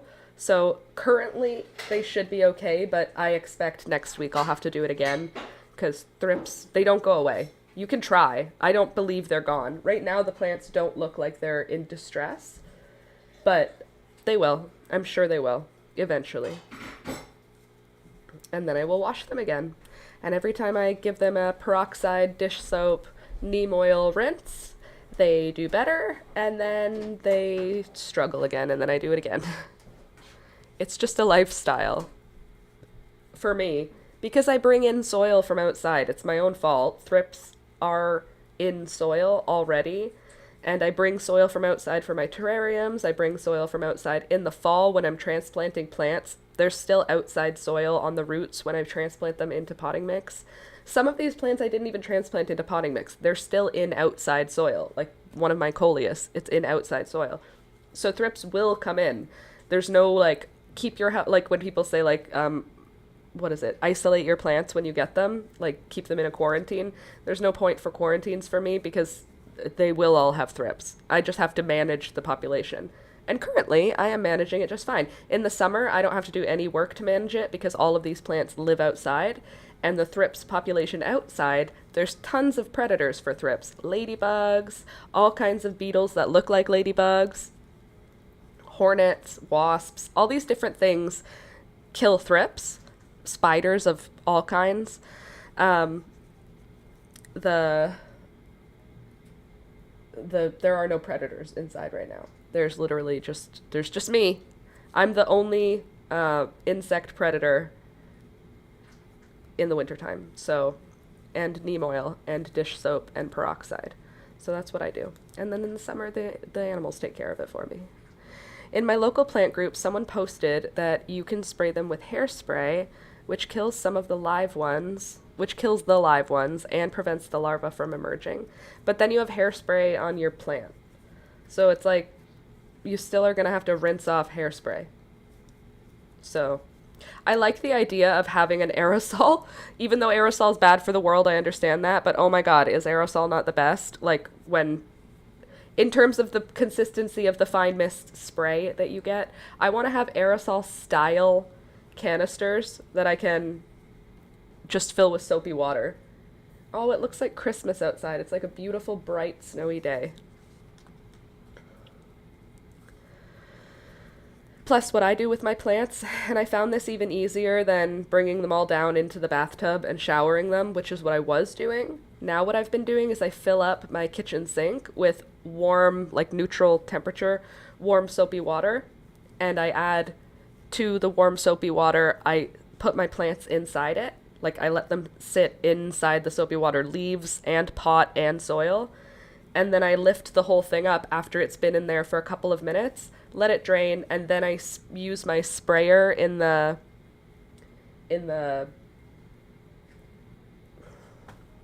sink. Sorry, the other sink is empty. I put the plant into the empty sink, and then I use the sprayer nozzle that's in our kitchen to just rinse off the leaves if they got any dirt on them.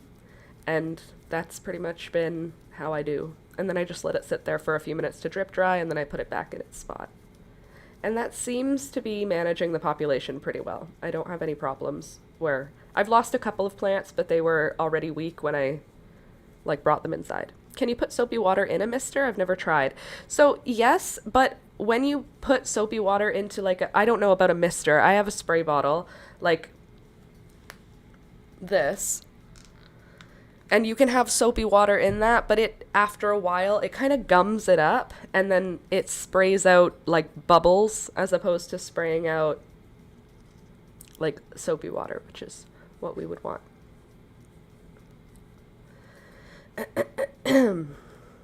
Did the Super Bowl happen? Yes, it did, because there was a Super Bowl halftime show that everyone's dramatic about. Who won? I literally didn't even look. Does it matter who won? Did anybody care about the Super Bowl this year except for the halftime show? My voice, I can feel it starting to fade.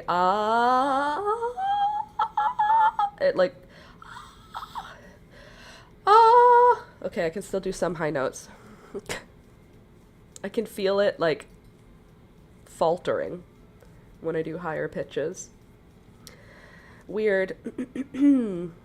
So I'm almost finished editing the knit baby doll dress video. I think I'm going to, though, edit the leaf video and have that one go out first, because that one's I don't know. I feel like the baby dress is a little bit more Eastery, and that would be a good thing for a spring dress. Although it takes time to knit, so maybe it is good to have it come out now if you wanted to make it in time for Easter. Excuse me.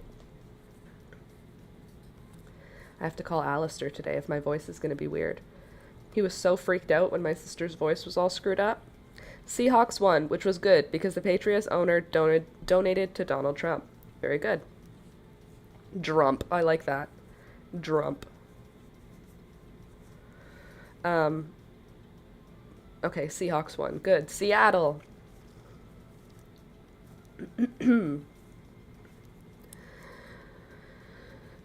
Okay, don't forget to click the thumbs up button, guys.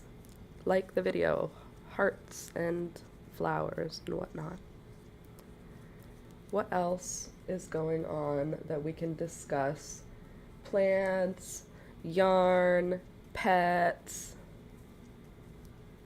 Oh, I'm going to the Humane Society again on Friday because Julia needs to go to the dump and I have a car that is the correct size to go to the dump. So what that means is we'll go to the dump, and just down the street from our local dump is dun da da da, the Humane Society. So I will go there and I will look and I will fall in love with nobody, because there's never ever any Chihuahuas in Hamilton or in Ontario or in whatever, because there are just not. And so it's safe. Although if there was a cat, I wouldn't get it. Peekaboo is an only cat now. It's just who she is. I thought people forgot that Drumpf was his family's original name. I love it. Drumpf. That's way better. I believe that was the actual spelling of his last name before his grandfather changed it, which is hysterical. That's so funny that, first of all, that you guys had the same thought at the same time. I thought people forgot that Drumpf was his family's original name. I didn't even know that that was his family's original name. Rather than forgot, I actually just had never heard that. It never made it into my long-term memory. Very cool. Drumpf. That sounds so much better for us to say than Trump. Trump is too strong. Drumpf. That's better. Sounds dopey. No offense to anyone whose last name is Drumpf. Peekaboo's tail's just hanging over the edge of the table, just wagging slowly. She seems to really enjoy only car life. Only cat life. Yeah. Only cat life. Yeah, Peekaboo does. She enjoys only cat life. Look at her. Literally look at her right now. She's fed and watered and happy, and just... this is where she chose to sit and lie down. Her eyes are currently open, but she's a very happy kitty. She's definitely much happier than she was when we had Rohan, which makes me feel horrible, because I loved Rohan, and bringing him into our house stressed out Peekaboo, and I love Peekaboo, so I don't love that. Makes me feel guilt, but she's very happy now. She's very calm now. She's a lot more confident now. And more social. Look at her. She's just out here hanging out, being cute as heck. In case you're new here, this is Peekaboo. And she's such a good girl. Peekaboo. Isn't she pretty? Pretty little lady. Anyway, I wouldn't get another cat. I don't want another cat. I'm just saying, if that other Maine Coon, he's gone, and I'm not getting one. But if a Chihuahua was... I still wouldn't get it. I'm just telling you because it'll be fun to look at. I'll take pictures and I'll show them to you, okay? Whatever. What are you squeaking at, Beelzebub? What are you squawking about? It's soup time already? It's 11:18, guys. What the heck? Where did time go? Time flies when you're in a blind rage. Excuse me, sorry. I know it's gross. I can't help it. I guess I could help it. I could just not do it into the mic, but... hey, you already heard it, so sorry about it. Also, my hair right now. The color. Love. Oh, what am I gonna do today? I think I'm going to just get back to work right away. Not even gonna give myself time to think. Just right after the stream, I'm gonna set myself up. Oh my god, I just found out our zoo has a new baby orangutan. Really? Our zoo just killed a giraffe.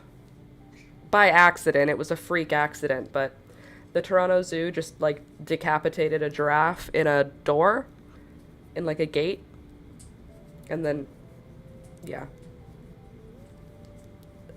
It died on its way to its new home. They were walking a giraffe from one part of the park to a new part of the park where it was going to have a bigger area to live. On the way, its leg or head or neck or something got caught in a door, and it died badly. It died badly. And even when you read the newspaper articles about it, or I guess it's not newspaper anymore, when you read the news articles about it, it's like obvious that something awful happened. And we had just seen the giraffe a couple months ago when we went to the zoo. Oh my gosh, how horrifying. Can you imagine these people who had been working for months to prepare this new area of the zoo for this giraffe were finally finished. All we have to do is walk the giraffe to the new home. No one's going to have their guard up. Nobody's going to have any stress about it. We're just walking a giraffe from point A to point B. Who cares? Well, gates, when they're automatic, you can't have them just automatically go because you have an animal that is not sure. Maybe I'll go back. Maybe I'll go forward. Not good. So they lost a giraffe, and then they had to bring the giraffe to Guelph, which is a couple hours away anyway, and to get autopsied. Even though they literally obviously knew what died, or what killed it, but that was crazy. And it was like an adult male. It was like a big giraffe. Obviously all giraffes are big, but so there's that. A baby orangutan, very cute. How about a murdered giraffe? It wasn't murdered, it was an accident. I'm just saying. That would really suck. Can you imagine if you were involved in the transport of it? It would have definitely been the people who were also making the environment enclosure for him. Ugh, that would have felt so horrible. Obviously horrible for the giraffe too, because the giraffe died needlessly, but I think it died because it panicked. I'm gonna read now. I'm gonna just check the articles. Google.com/Toronto Zoo. Toronto Zoo giraffe. Let's see. On January 1st, 2026, the Toronto Zoo, okay, so it wasn't that recently, I guess, tragically lost Kiko, a 13-year-old male Maasai giraffe, following an accident where he became caught in a habitat door. Despite immediate staff response, the injuries were fatal due to the species' delicate anatomy. Kiko was a beloved part of the zoo's breeding program. Sudden and tragic is what we've got. Behind the scenes habitat door. He became caught in it. But they are delicate. He was exploring a new habitat when he became caught in an opening door, leading to panic and fatal injuries. A post-mortem examination is being conducted at the University of Guelph, along with safety investigation by the zoo. They are supporting its staff and Mistari, the pregnant female, during this difficult time. His wife was pregnant. Sucks. Poor little guy. Poor little giraffe. Anywho, make sure the giraffe is all the way through the door before closing the door. Right, peekaboo? She says, right, Mom. And my little Toblerone is sitting there guarding his food from her. Anyway, sorry about the downer there. Don't mean to be. There's like a low spot in my floor that my chair wants to go to. Look. I didn't do that. That's just gravity. This is where my floor wants me to sit. But it's not where I want to sit. What about what I want, floor? I just need to get to 17 dang rows so we can sew these dang pockets on. What is a good thing we could talk about? Oh yeah, a happy thing. The orangutan got born. That's great. Congrats, Mama Orangutan. I hope that your baby lives... I don't even know if I hope that your baby lives a long life, if I can be honest, because it's being born in a zoo. Like, it's good that there's more orangutans in the world, and I know zoo breeding programs are beneficial to wild populations and stuff, but orangutans are way too smart to be in the zoo. When we went to the zoo and saw the gorillas and the orangutans, I was like, those are people. Like, they literally first of all, picked up a blanket, tied a knot in the blanket to hook it onto something, and then tied the other corner in a knot around a rope so that they were covered. We watched them create a covering so that we couldn't see them. It was very like, those are just people trying to hide. They're just like people. It feels weird to have them in any kind of place where we are overlords to them. So, there's that. I think those things should not be in zoos. Those animals, gorillas and orangutans. They're too close. It's too close. Just let them be in the wild. Leave them alone. Stop screwing around with them. But they are very cute, a baby orangutan. I can see why people want to have a pet monkey. I think it's a very bad idea. But I could see why. They look like little people. But they also have way more strength. They are way stronger than people. And they will rip your face off. And your arms. Or they could, anyway.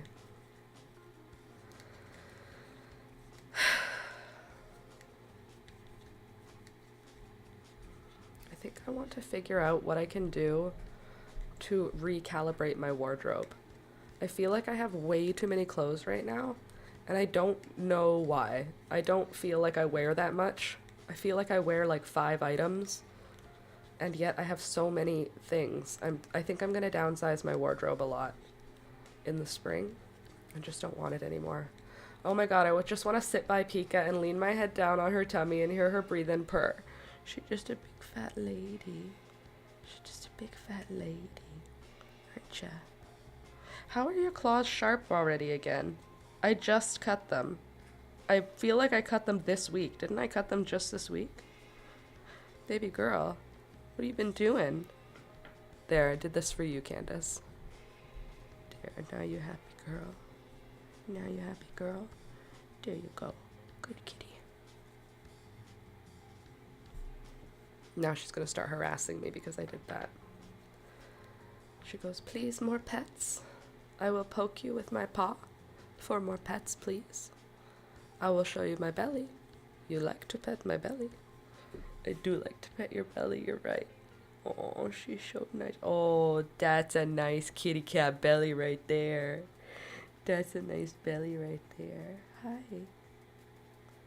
Hi. There's my baby. Hi. There's a little baby. You're so good. There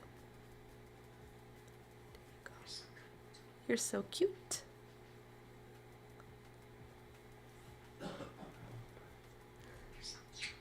You're so cute. You're so cute. You're so cute.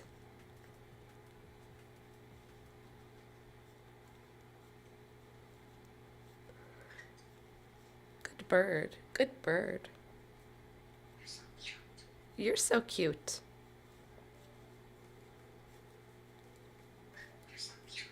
You're so cute. Good bird. I hope you can hear the birds saying it too, because I'm not just saying that over and over again. The birds are saying it back to me. She scooches over like, I'm just right here. Just right here if you wanna give me a little pet, you could pet me. I'm just right here. I'm just underneath ya. I'll just get a little closer maybe. Maybe that'll help you, Mom. I'm close enough now. Do you know that I'm still here? Her nose is literally bumping into my arm as I knit. Don't worry, she'll paw me once she gets annoyed.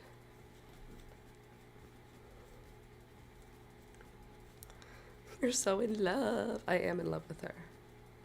Peekaboo is my lovey-dovey girl. She's mad because I'm not petting her. She's rubbing into my arm. I'm obsessed. You're the sweetest baby. She's so sweet. Look at her. I'm sitting here trying to knit, and she just lies here on my table. Just look at this.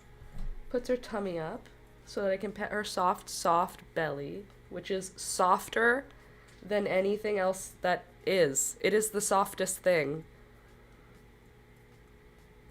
It's the softest thing that you got there. This right here. Like, oh, you think, what are they called? Those special goats? You think cashmere's fancy? You ain't never touched the tummy of this kitty cat. She has the softest, softest fur. think Angora is fancy? Mm-mm. Not compared to this girl. Hey?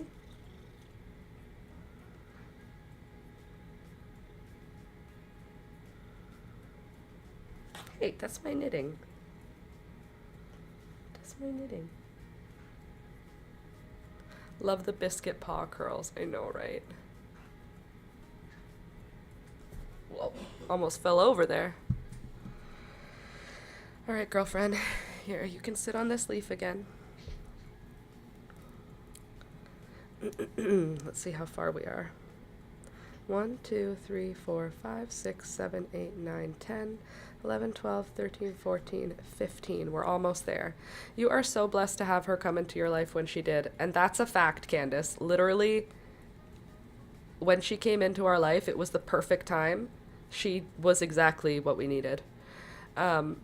She has helped you through a lot of loss since the farm. She honestly has helped us through all of the losses. She helped us through every loss. We had never had an animal die. That's not true. We had bearded dragons die. We had never had a cat or dog die. Peekaboo came into our life, and then our cat died. And then with Peekaboo there, we lost the farm. And then with Peekaboo there, our dog died. And then with Peekaboo there, our other cat died. Like, Peekaboo has been there through a lot of loss. Yeah, she's definitely like one of those cats that like will pick which person's gonna die next. If we put her in an old age home as her next home, for example, like if I get put into an old folks home and she was still alive, she would be the cat that went and tells people who's gonna die next. You know what I mean? She's the one that she could talk to spirits or something. She's definitely got extra magic. She came right at the right time. And she has been a great cat ever since. Well, that's not true. She was a scared cat for like 2 years, and then she started coming out of her shell after that. Cleo, yep, my grandpa, So, I mean, our pets specifically, though, Thunder and CJ and Rohan have all died when Peekaboo was in our life. But you're right, in addition to that, Cleo, my parents' dog, Elvis, my parents' dog, Dave, my parents' dog, my grandpa. Lots and lots and lots and lots and lots of different deaths for Peekaboo to help me transition through.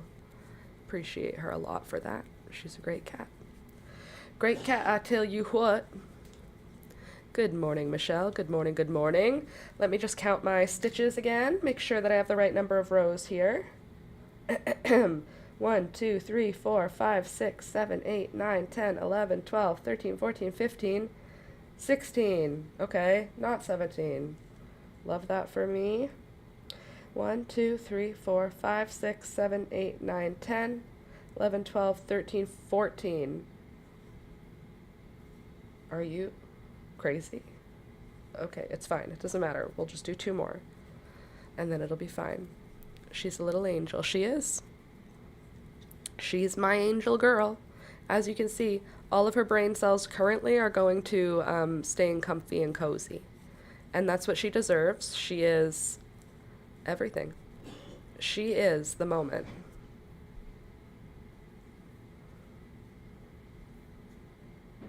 Come now. What are you making? I'm making 2 pockets to go on the front of our little baby doll dress. The baby doll dress is finished. I already weaved in the ends. Weave and wove and woven. I don't like any of that. Anyway, I already weaved in the ends, so I just have to make 2 pockets because pockets are very important for carrying rocks in, and I was already told it will not be worn by the child if there are no pockets. The child will not choose this if there are no pockets. 1, 2, 3, 4, 5, 6, 7, 8, 9, 10, 11, 12, 13, 14, 15. Do you hear my voice? Do you hear how it's fading? Like it's turning as we speak. Hello? Hello? It's like cracking. What have you done to me, Julia? Why did you do this to me? I know that I've counted it a lot of times. I'll just keep counting it until I'm 100% certain I did it 100% correctly. Okay, so I did this whole pocket in the garter stitch. I am lining it with fabric so that there's not as much tugging on the pocket itself when the pocket is filled with rocks. But yeah, that's my plan, my big, beautiful, genius plan. Now let's count us again. 1, 2, 3, 4, 5, 6, 7, 8, 9, 10, 11, 12, 13, 14, 15. Are you crazy? What do you mean? How is that 15? Hold on. 2, 3, 4, 5, 6, 7, 8, 9, 10, 11, 12, 13, 14, 15. Yes, I'm counting from the right side both times.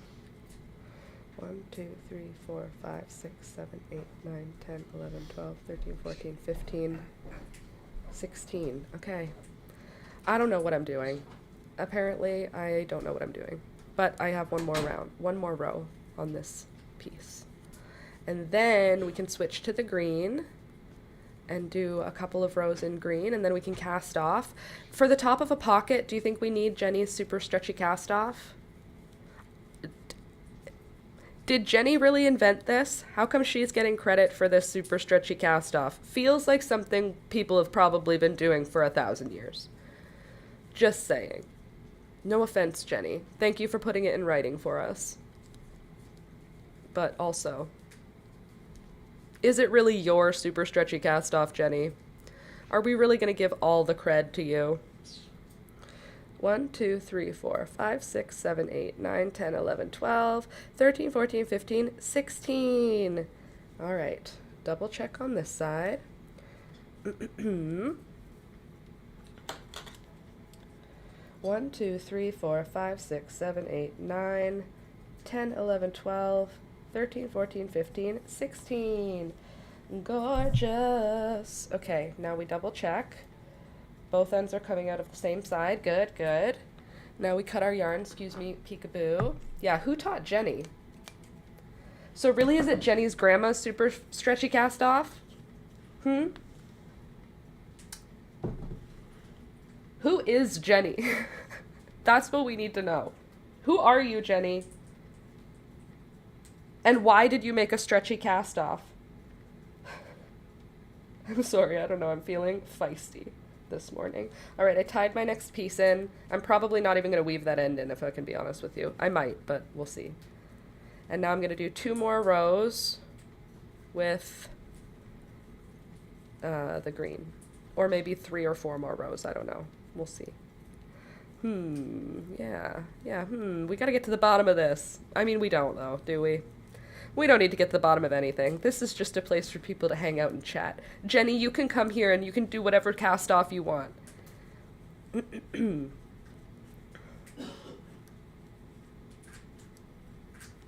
It's gonna be super cute. It's gonna be the cutest pocket around.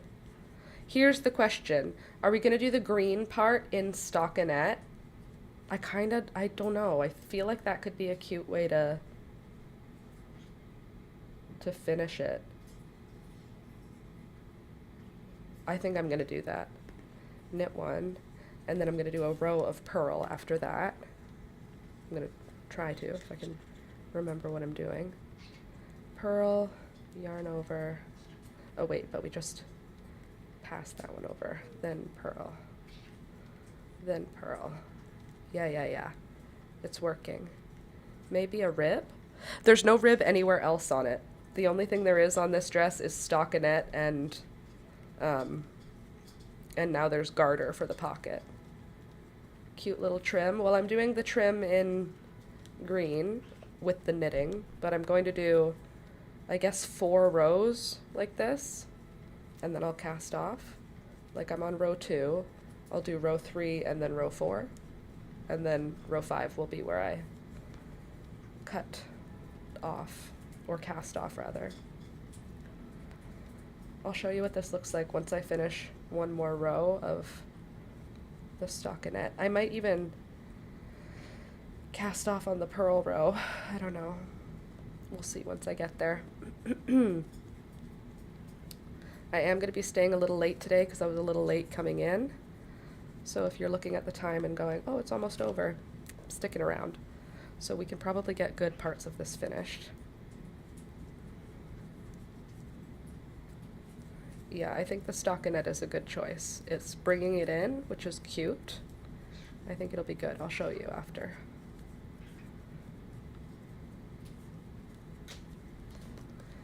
Here's the real question. I think after this is our cast off. We don't want a thick green line, right? We just want a 2-row thick green line.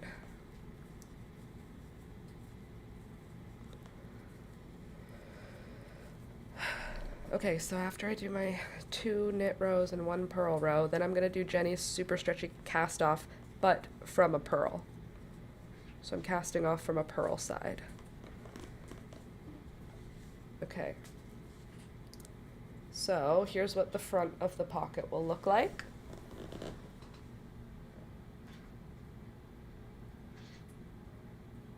Little stockinette topper on it. And now I'm going to cast it off. And hopefully it's going to look really, really cute. And you're going to be like, wow, what a great idea that was. Okay, now, as if to, first I have to have my purl side ready.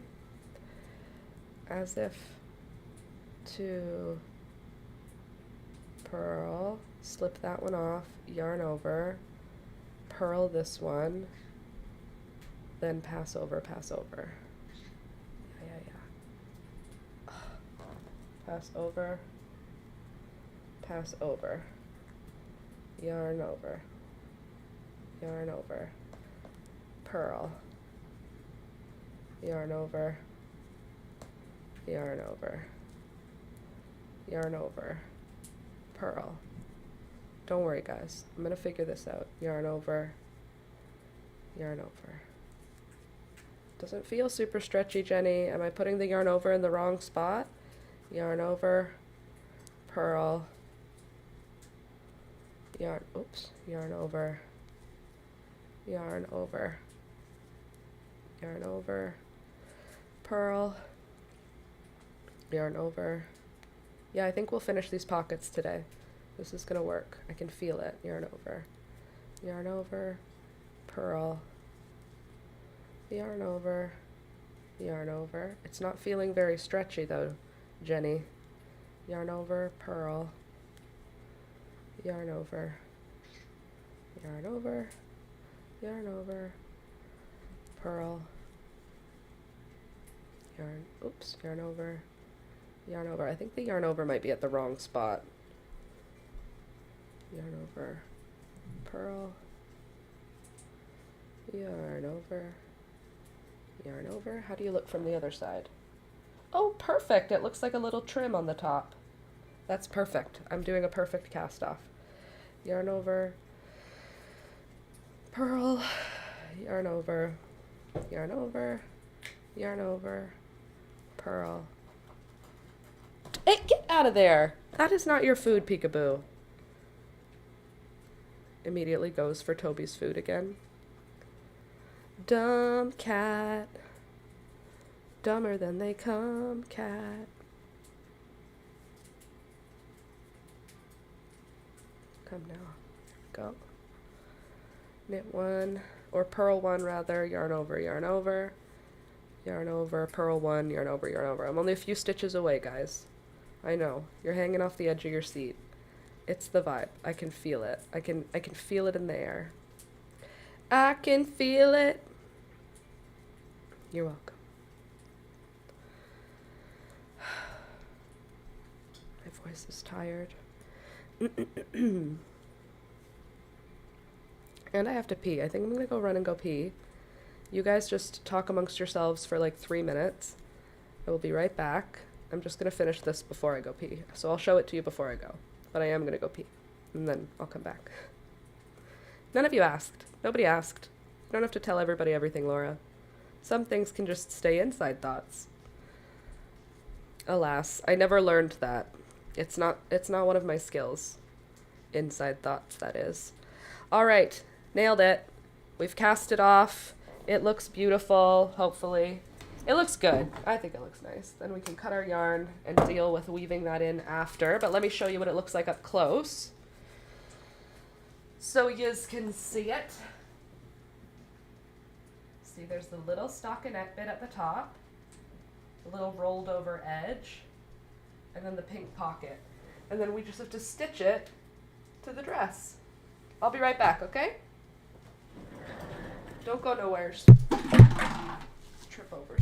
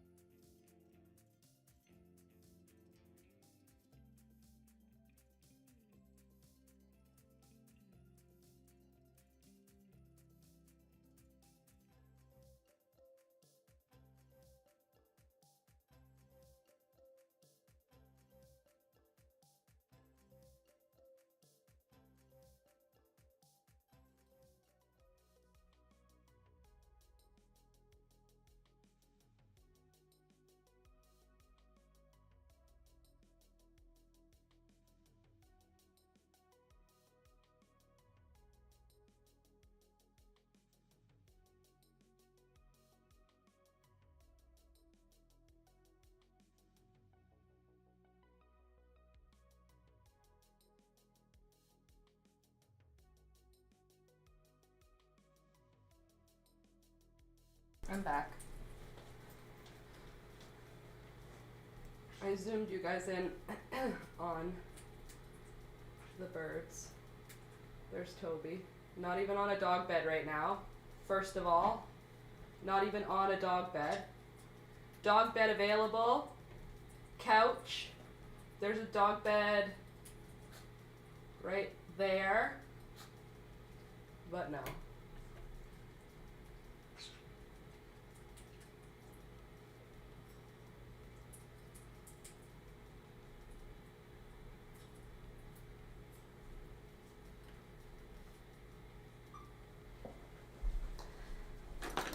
But alas, not for Toby. Toby says, no thank you. I want to lie right on the floor like a totally normal person.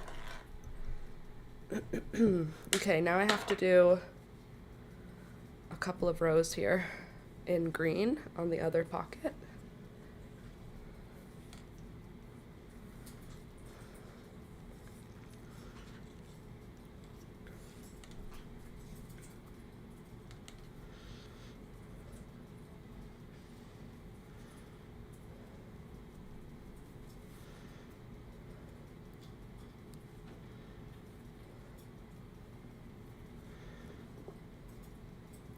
Gonna hold a lot of rocks. These pockets, you are not wrong.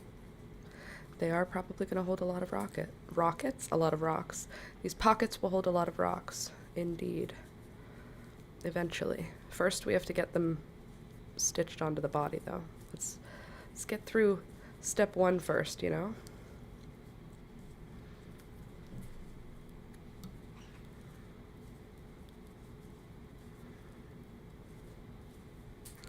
I also like the idea of the inner lining of the pocket being white so that it's easy to tell if it's clean or not.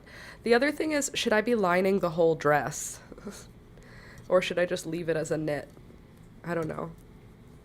Okay, knit, and then I'm going to purl back. I'm gonna try. Okay. No, pass that one over. Then purl. Okay.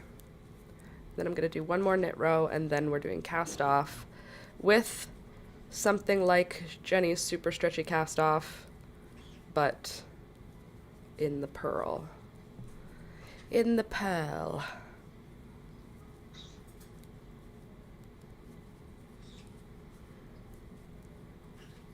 It's going to look good.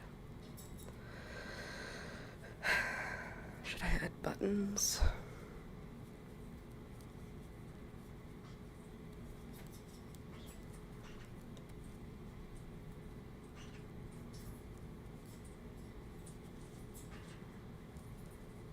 Another thing I was thinking that we could do on my channel. So I make clothes, yeah, good, great, fun. But what about making dress-up clothes? You know, like making a Prince Charming crocheted outfit. Making a...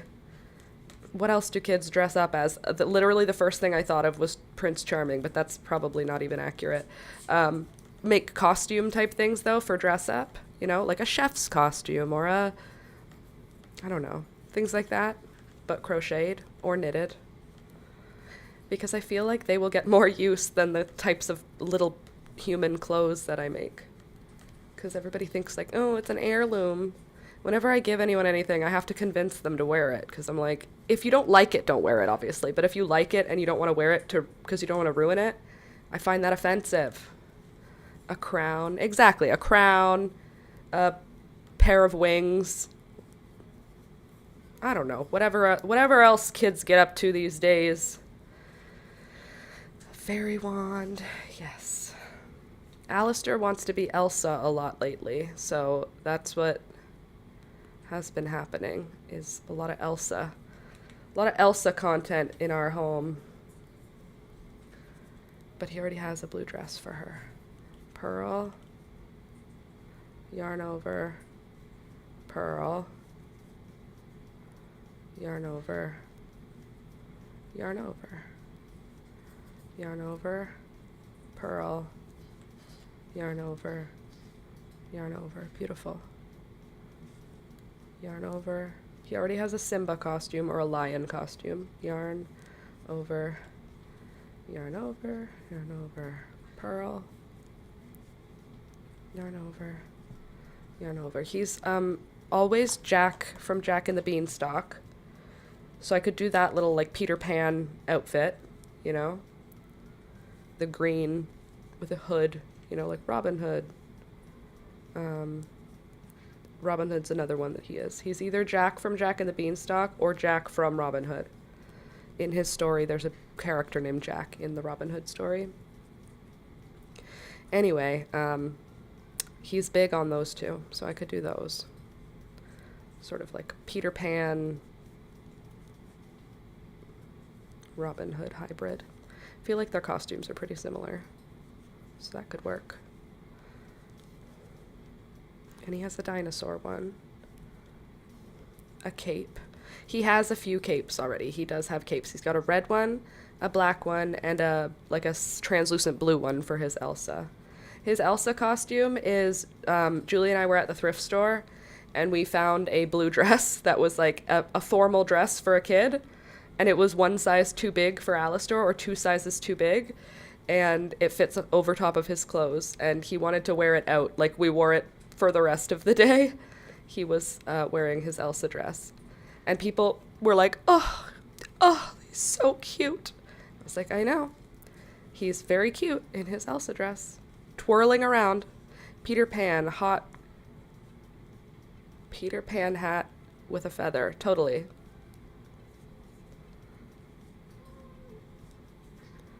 The little feather in his cap. When my children were little, I made their Halloween costumes. Michelle, that's lovely.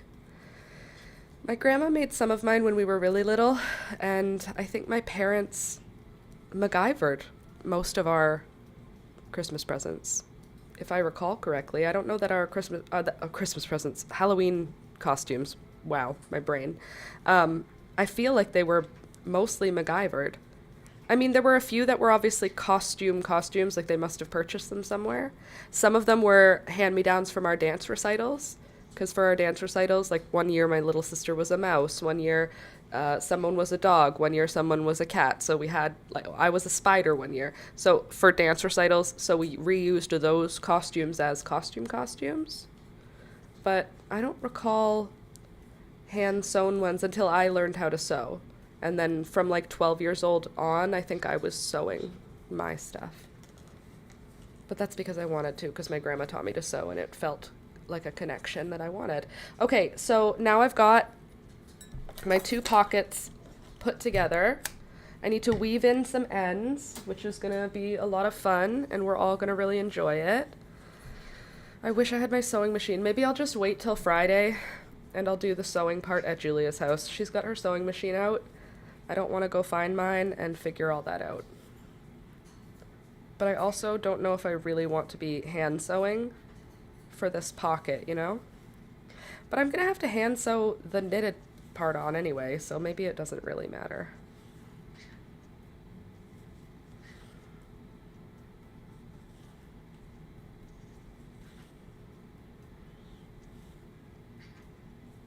There.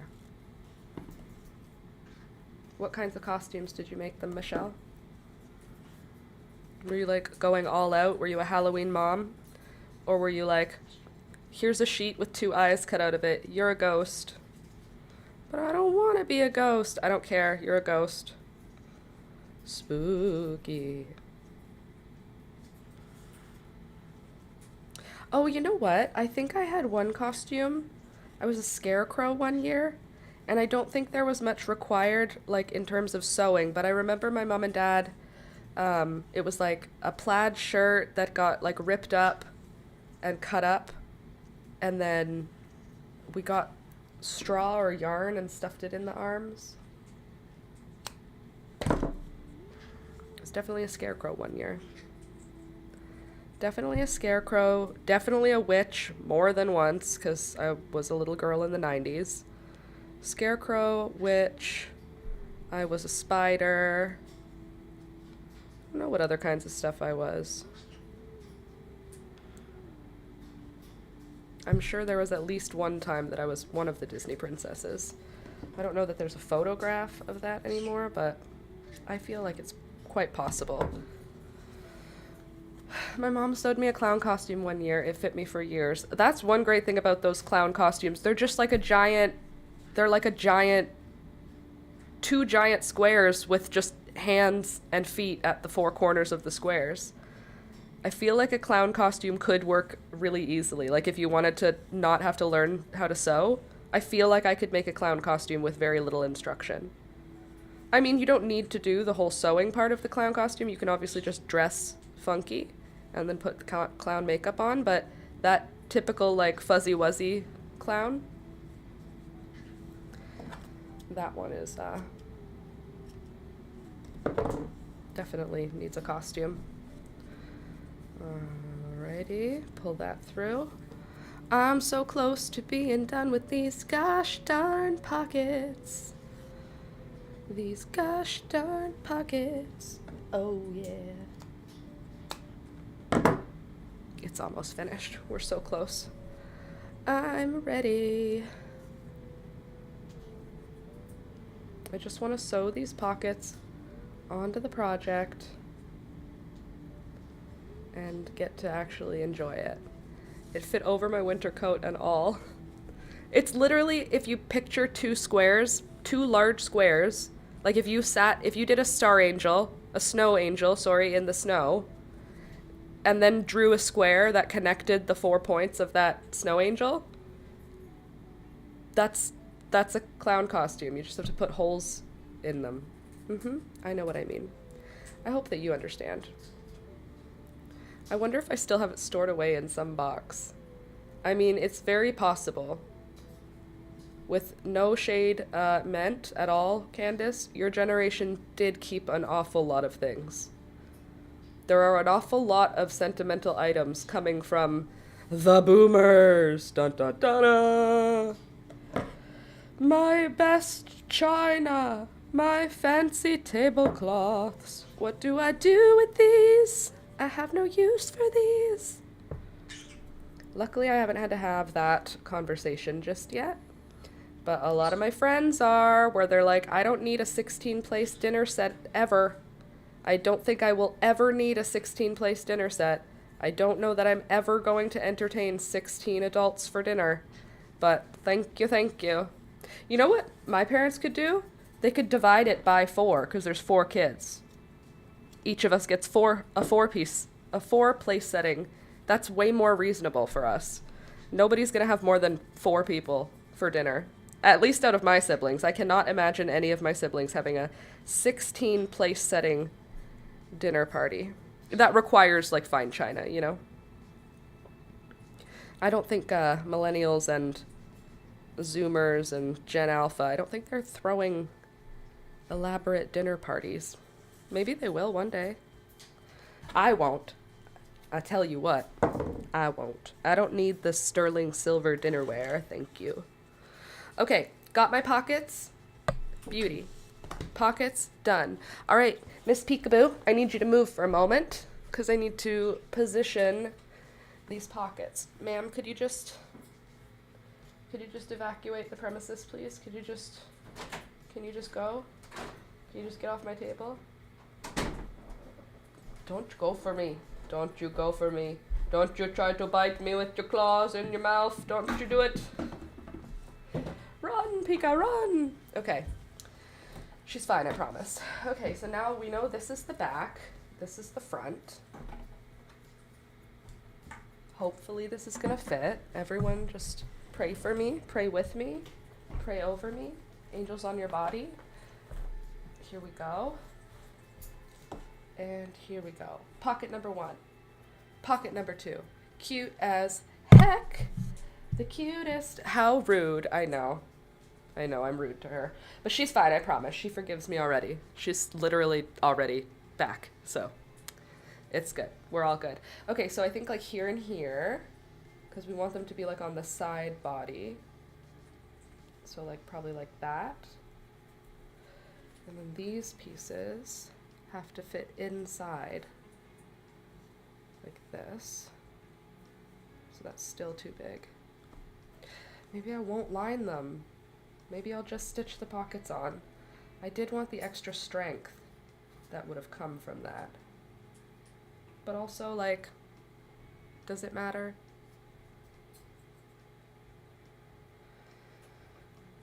I don't know. What do you think? Any opinions?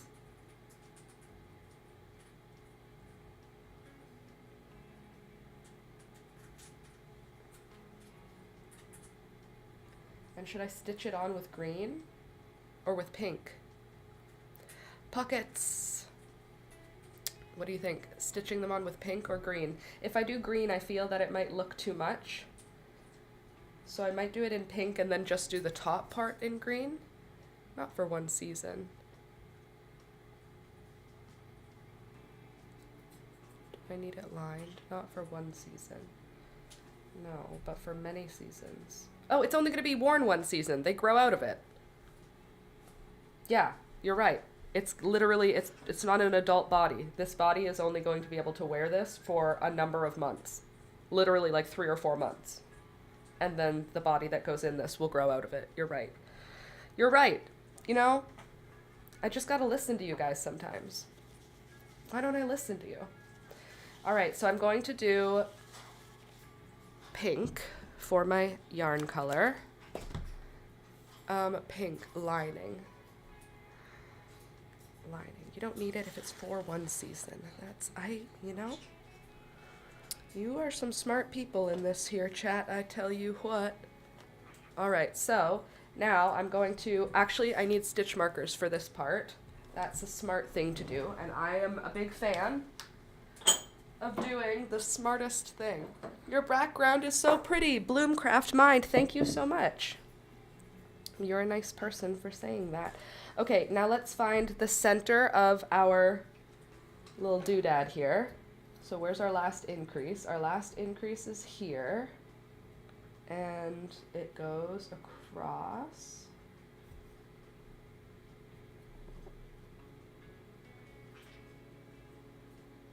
To there. Okay, so this is where our last increase is. So it should go underneath that spot.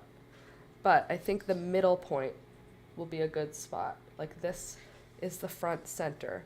That's a good spot for the pockets, I think.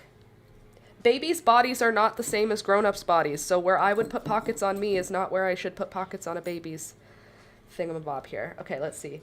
1, 2, 3, 3, 4, 4, 5, 5, 6, 6, 7, 7, 8, 8, 9, 9, 10. Beauty. So that'll be our center stitch, and we will have our center stitch into, is that going to be high up for her? Okay, chest, under chest, they don't have boobs or anything, tummy, I think that'll be okay. We still want some dress underneath, I feel like. Okay, so if that's our center, that center will be on our last increase. Same thing with the next one.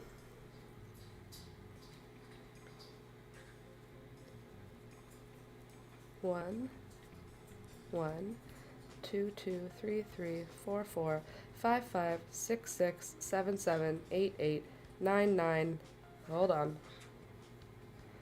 1, 2, 2, 3, 3, 4, 4, 5, 5, 6, 6, 7, 7, 8, 8, 9, 9.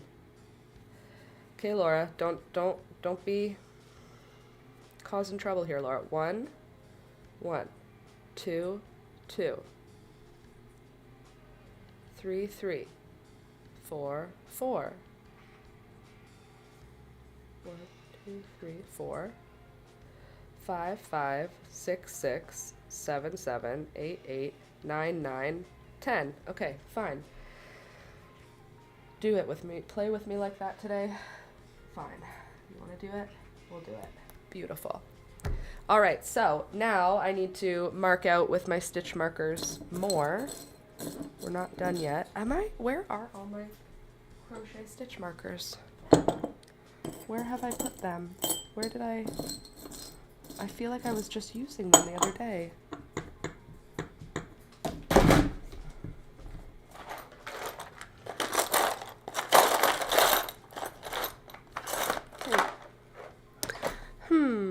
I say,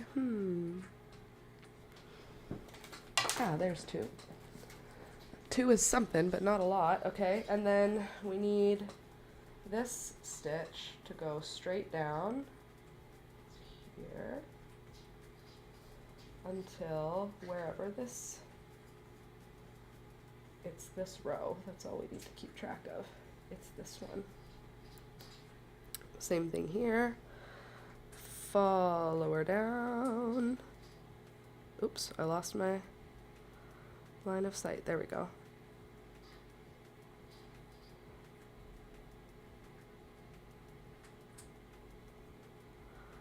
There. Got it. Paper clips work. I don't have paper clips here right now. Okay, you need to go down a little farther to like there. Good. Okay. And now this is how many rows do you take up? Or do we just lay it flat and kind of hope for the best? Let's say this one takes up this amount of space, and then we'll just match that side to this side. So if that matches up to here, you need to be the middle, which is here. Let me just count my stitches out. I mean, that was a pretty stretchy cast on, if I do say so myself. But we need the halfway point between these. 1, 1, 2, 2, 3, 3, 4, 4, 5, 5, 6, 6, 7, 7, 8, 8, 9, 9, 10. Beauty. Just a beautiful. Love it. Okay, so if that's our middle, and this is straight, just, you guys just talk amongst yourselves while I figure this out. I feel like that's probably enough. Right here. Here. Okay. Now I can count how many rows that is. 1, 2, 3, 4, 5, 6, 7, 8, 9, 10, 11, 12, 13, 14, 15, 16, 17, 18, 19, 20, 21, 22, 23, 24, 25, 26, 27, 28, 29, 30. Okay. Whatever you say. 1, 2, 3, 4, 5, 6, 7, 8, 9, 10, 11, 12, 13, 14, 15, 16, 17, 18, 19, 20, 21, 22, 23, 24, 25, 26, 27, 28, 29, 30. That's bizarre. I got it lined up all by myself. Then we'll just draw a line across to make sure we are still in the same row.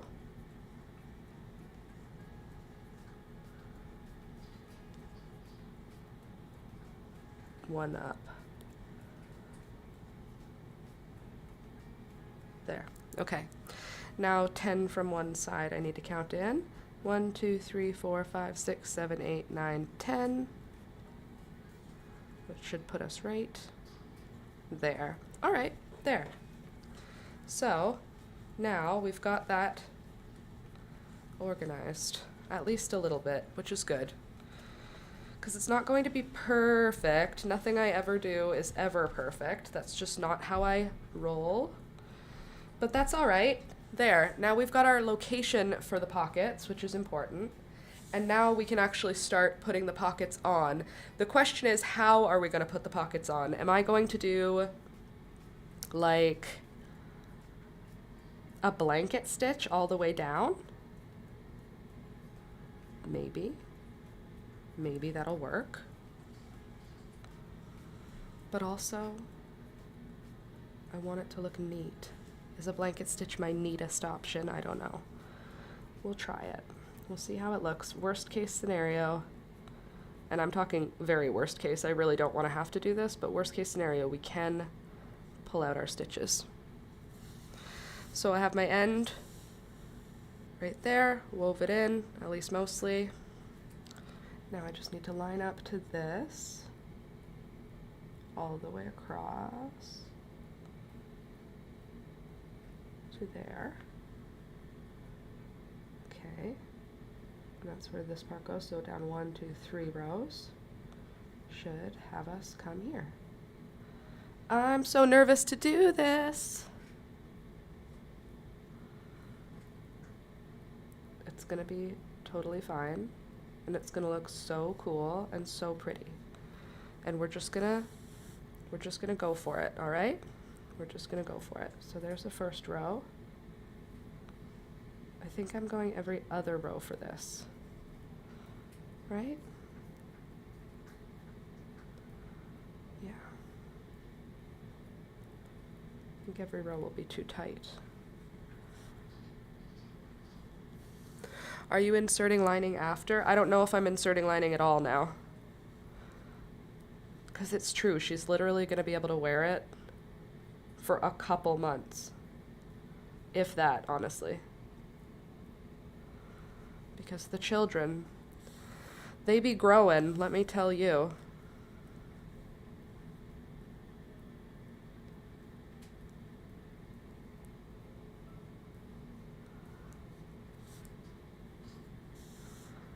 I don't know if this is going to look good. I'm a little nervous about the blanket stitch, and it's kind of not looking very cute. And I want very cute.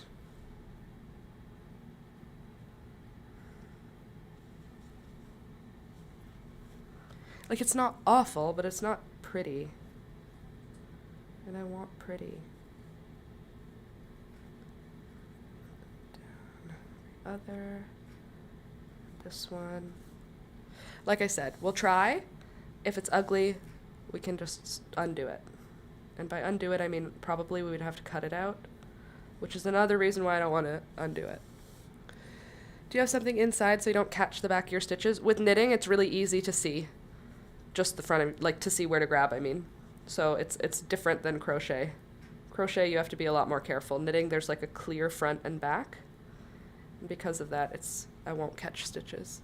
I crocheted my daughter a top she only wore once. Lol, it happens. Yeah. Well, this is probably only going to be worn a handful of times because children grow so freaking fast.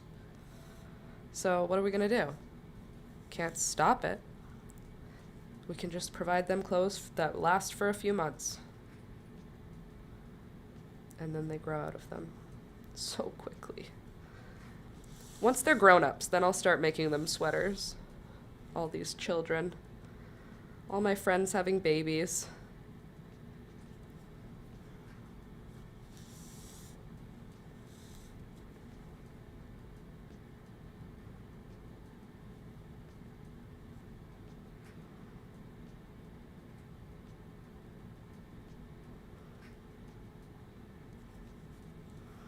There we go. I made it a perfect fit, and then it was too small. Yep. But it's perfect. Not anymore, it's not. It was for a moment, but not anymore.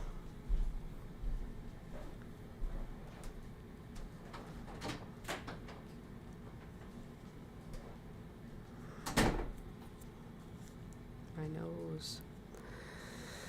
Alrighty. I'm gonna get this whole pocket stitched on before I go today.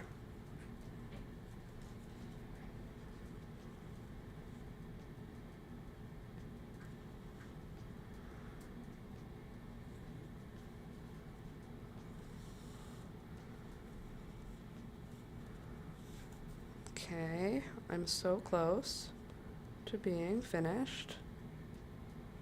Just two more, at least down the first side. I'm almost finished.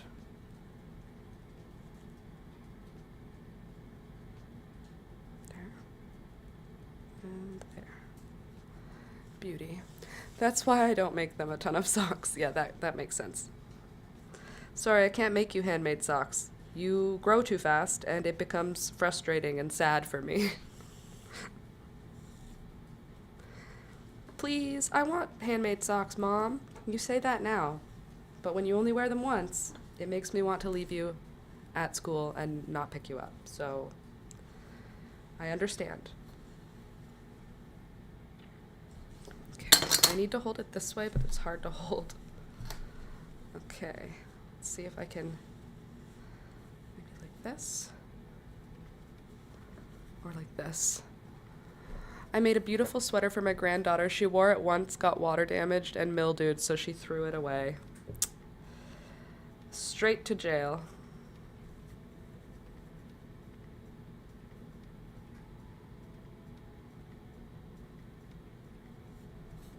Send that child straight to jail. Unfortunately, they don't understand. They're just not smart enough yet to understand how that is so many hours of your life.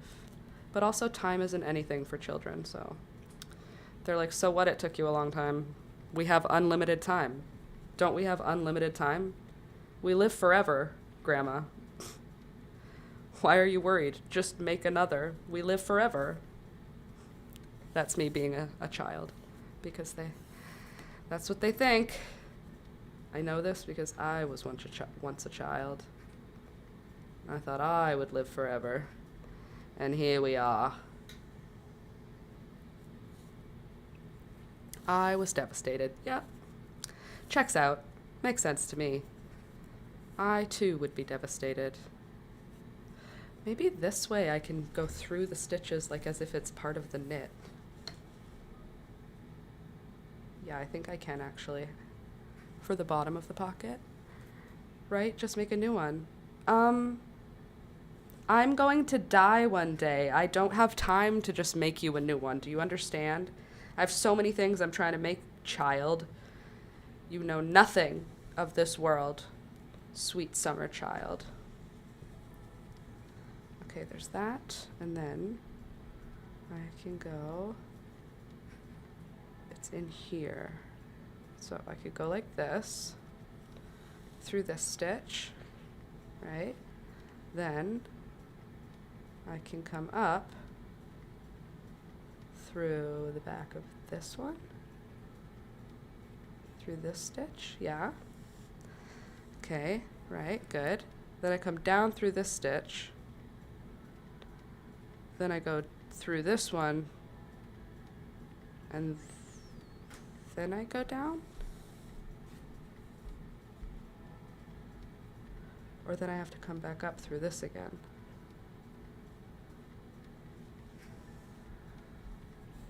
You know what I'm trying to do here, friends? Do you understand the struggles I'm undergoing right now? Do you see what I'm trying to figure out? Just blankets from now on, agreed. I don't know how to sew a pocket onto a knit item. It's getting really messy looking. It's not messy looking because it's all pink yarn, so it looks like it's all neat, but it's actually very messy. How do I sew a pocket onto a knit project without making it ugly? You know what I mean. I think I have another idea that will work. I just have to pull back my stitches because I double stranded my yarn, so I can't just pull it out through the front. Gotta pull it out bit by bit. I'm so happy Toby likes his water fountain. Every time I hear him drinking from it, I'm like, oh, I'm so glad. He's currently drinking from it, in case you were like, why are you saying this? Okay, almost done. Almost done unweaving it before I figure out how to weave it.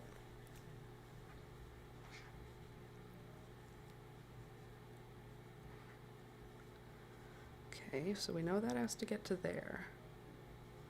And if that piece has to get there, sure, then that one will go there, that one will go there, that one will go there, that one will go there, that one will go there, that one will go there, that one will go there, and that one will go there, right? Bada boom, bada bing. And that one could. So everybody's in their spot. So if I could be lucky, just this once, then maybe I can just go up and down through the stitches. You know? Like if I go up. I'm talking to you, but I'm talking to myself. Just in case you're like, I don't know what you're talking about, don't worry about it. I'm figuring it out by talking it through. I think I have an idea. I hope I have an idea. I would really like for this to be an idea, is what I'm trying to say. Because I don't know how to sew this on in a way that isn't going to be ugly, and it's giving me stress.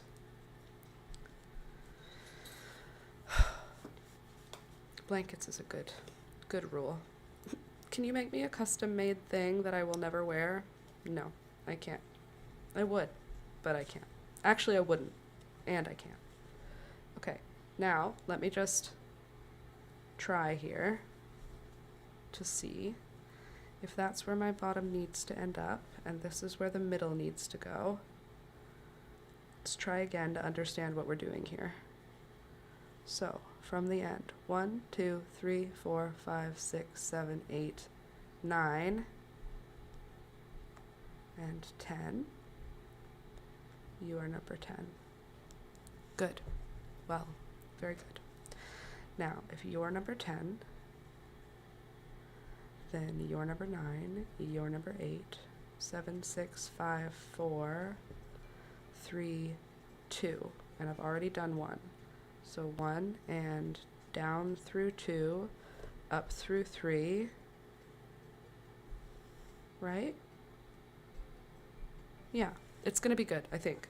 Up through 3, then 1, 2, up through 2, down through 3, and down through 4. Then up through 5, up through 5. I think good. My friend keeps sharing generated AI crochet items she wants me to make her. Rebecca, the generative AI on Facebook right now is crazy. Every time I log into Facebook for any reason, it's crazy. Everything is generative AI. Literally everything is generative AI on Facebook right now. If you are on Facebook, you are being served mostly generative AI. It's so much. It's so much. It's like surprising how much there is. Like just videos, like videos of dogs, videos of 2 dogs just being in the same space together. Why does that need to be AI'd? Like things that don't even need to be AI have been AIified. AI'd.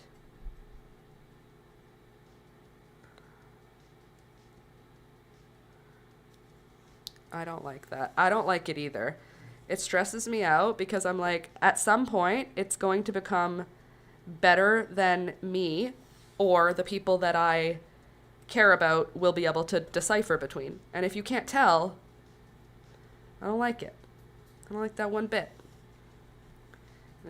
And some of the crocheted items are cute that they show. And then you're like, wait a minute, it's not even a real crocheted item? What does that even mean? What do I do with that information? 1, 2, 3.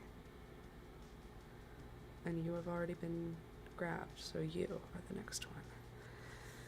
You can't believe anything now. Well, you can believe some things.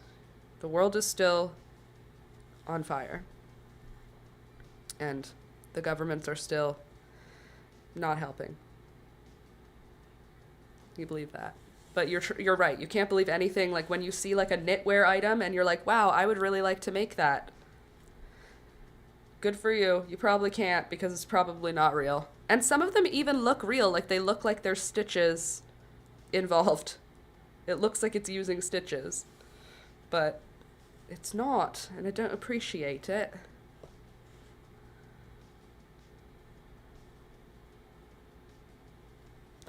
I want to make the new ice hat. What's the new ice hat? Oh, now I understand. Took me a minute. I was like, ooh, is it a hat that looks like an icicle or something? I see. You mean the new ice hat to let people know what you think about ice. I thought you meant an ice hat that would protect you from ice. Unfortunately, there is no protection from ice.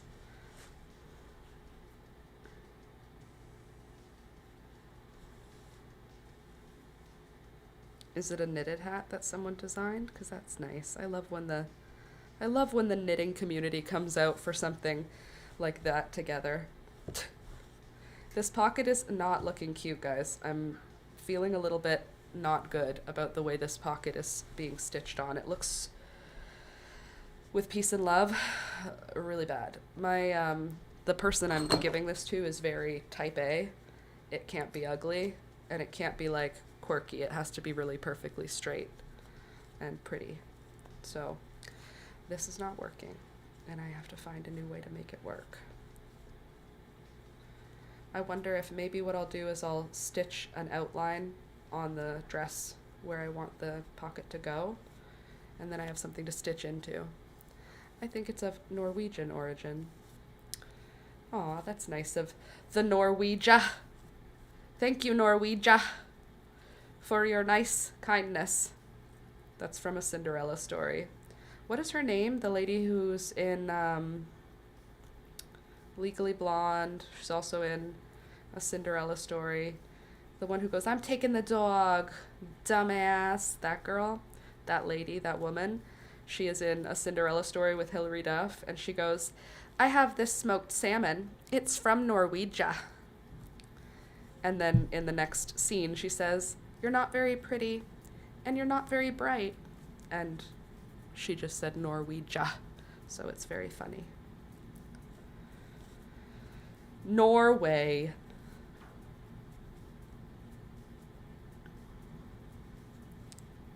Reese. What's Reese? Oh, her name is Reese? No, not Reese Witherspoon, not the main character. I know who Reese Witherspoon is. No, the one who's, you look like the 4th of July, that lady. She's in the White Lotus. Is that the right? I want to be hip and cool and trendy, but I'm not. I don't watch the hip trendy things. Oh, Mrs. Witherspoon. Weird name. Witherspoon. I want to know the origins of every single last name. Why is it called Witherspoon? Oh, gosh. I guess a lot of those ones are probably just anglicized German names or something. Witherspoon, like something like that, you know? Or I just knocked over another thing. I'm trying to pick up the mess I made, and in the process, made a new mess. This is not fun. I'm not having fun anymore. At least we're done making the pockets. Now I just have to figure out how to stitch them on, which, so far, let me tell you, I'm not having a good time. I'm feeling impatient today. Anywho, now that I've almost got this pocket off, I'm going to wrap up the stream now. I hope you had a fun time here. If you're watching on Twitch, join, subscribe, like, whatever it's called. If you're watching on YouTube, don't forget to click the like button. It helps the channel grow. We're coming close to 100,000 subscribers now. Like, we're fairly close. Like, probably within a month. I'm going to say within a month, we will have 100,000 subscribers on this channel. So please subscribe and join the group of people who are subscribed. And thank you for being here. I do love you guys. I really appreciate having you and having the opportunity to hang out with you this morning and every morning that we do. A reminder, the mornings we hang out are Monday, Wednesday, Friday from 9 a.m. until 12 p.m. And then on Tuesdays, usually I have a tutorial that comes out.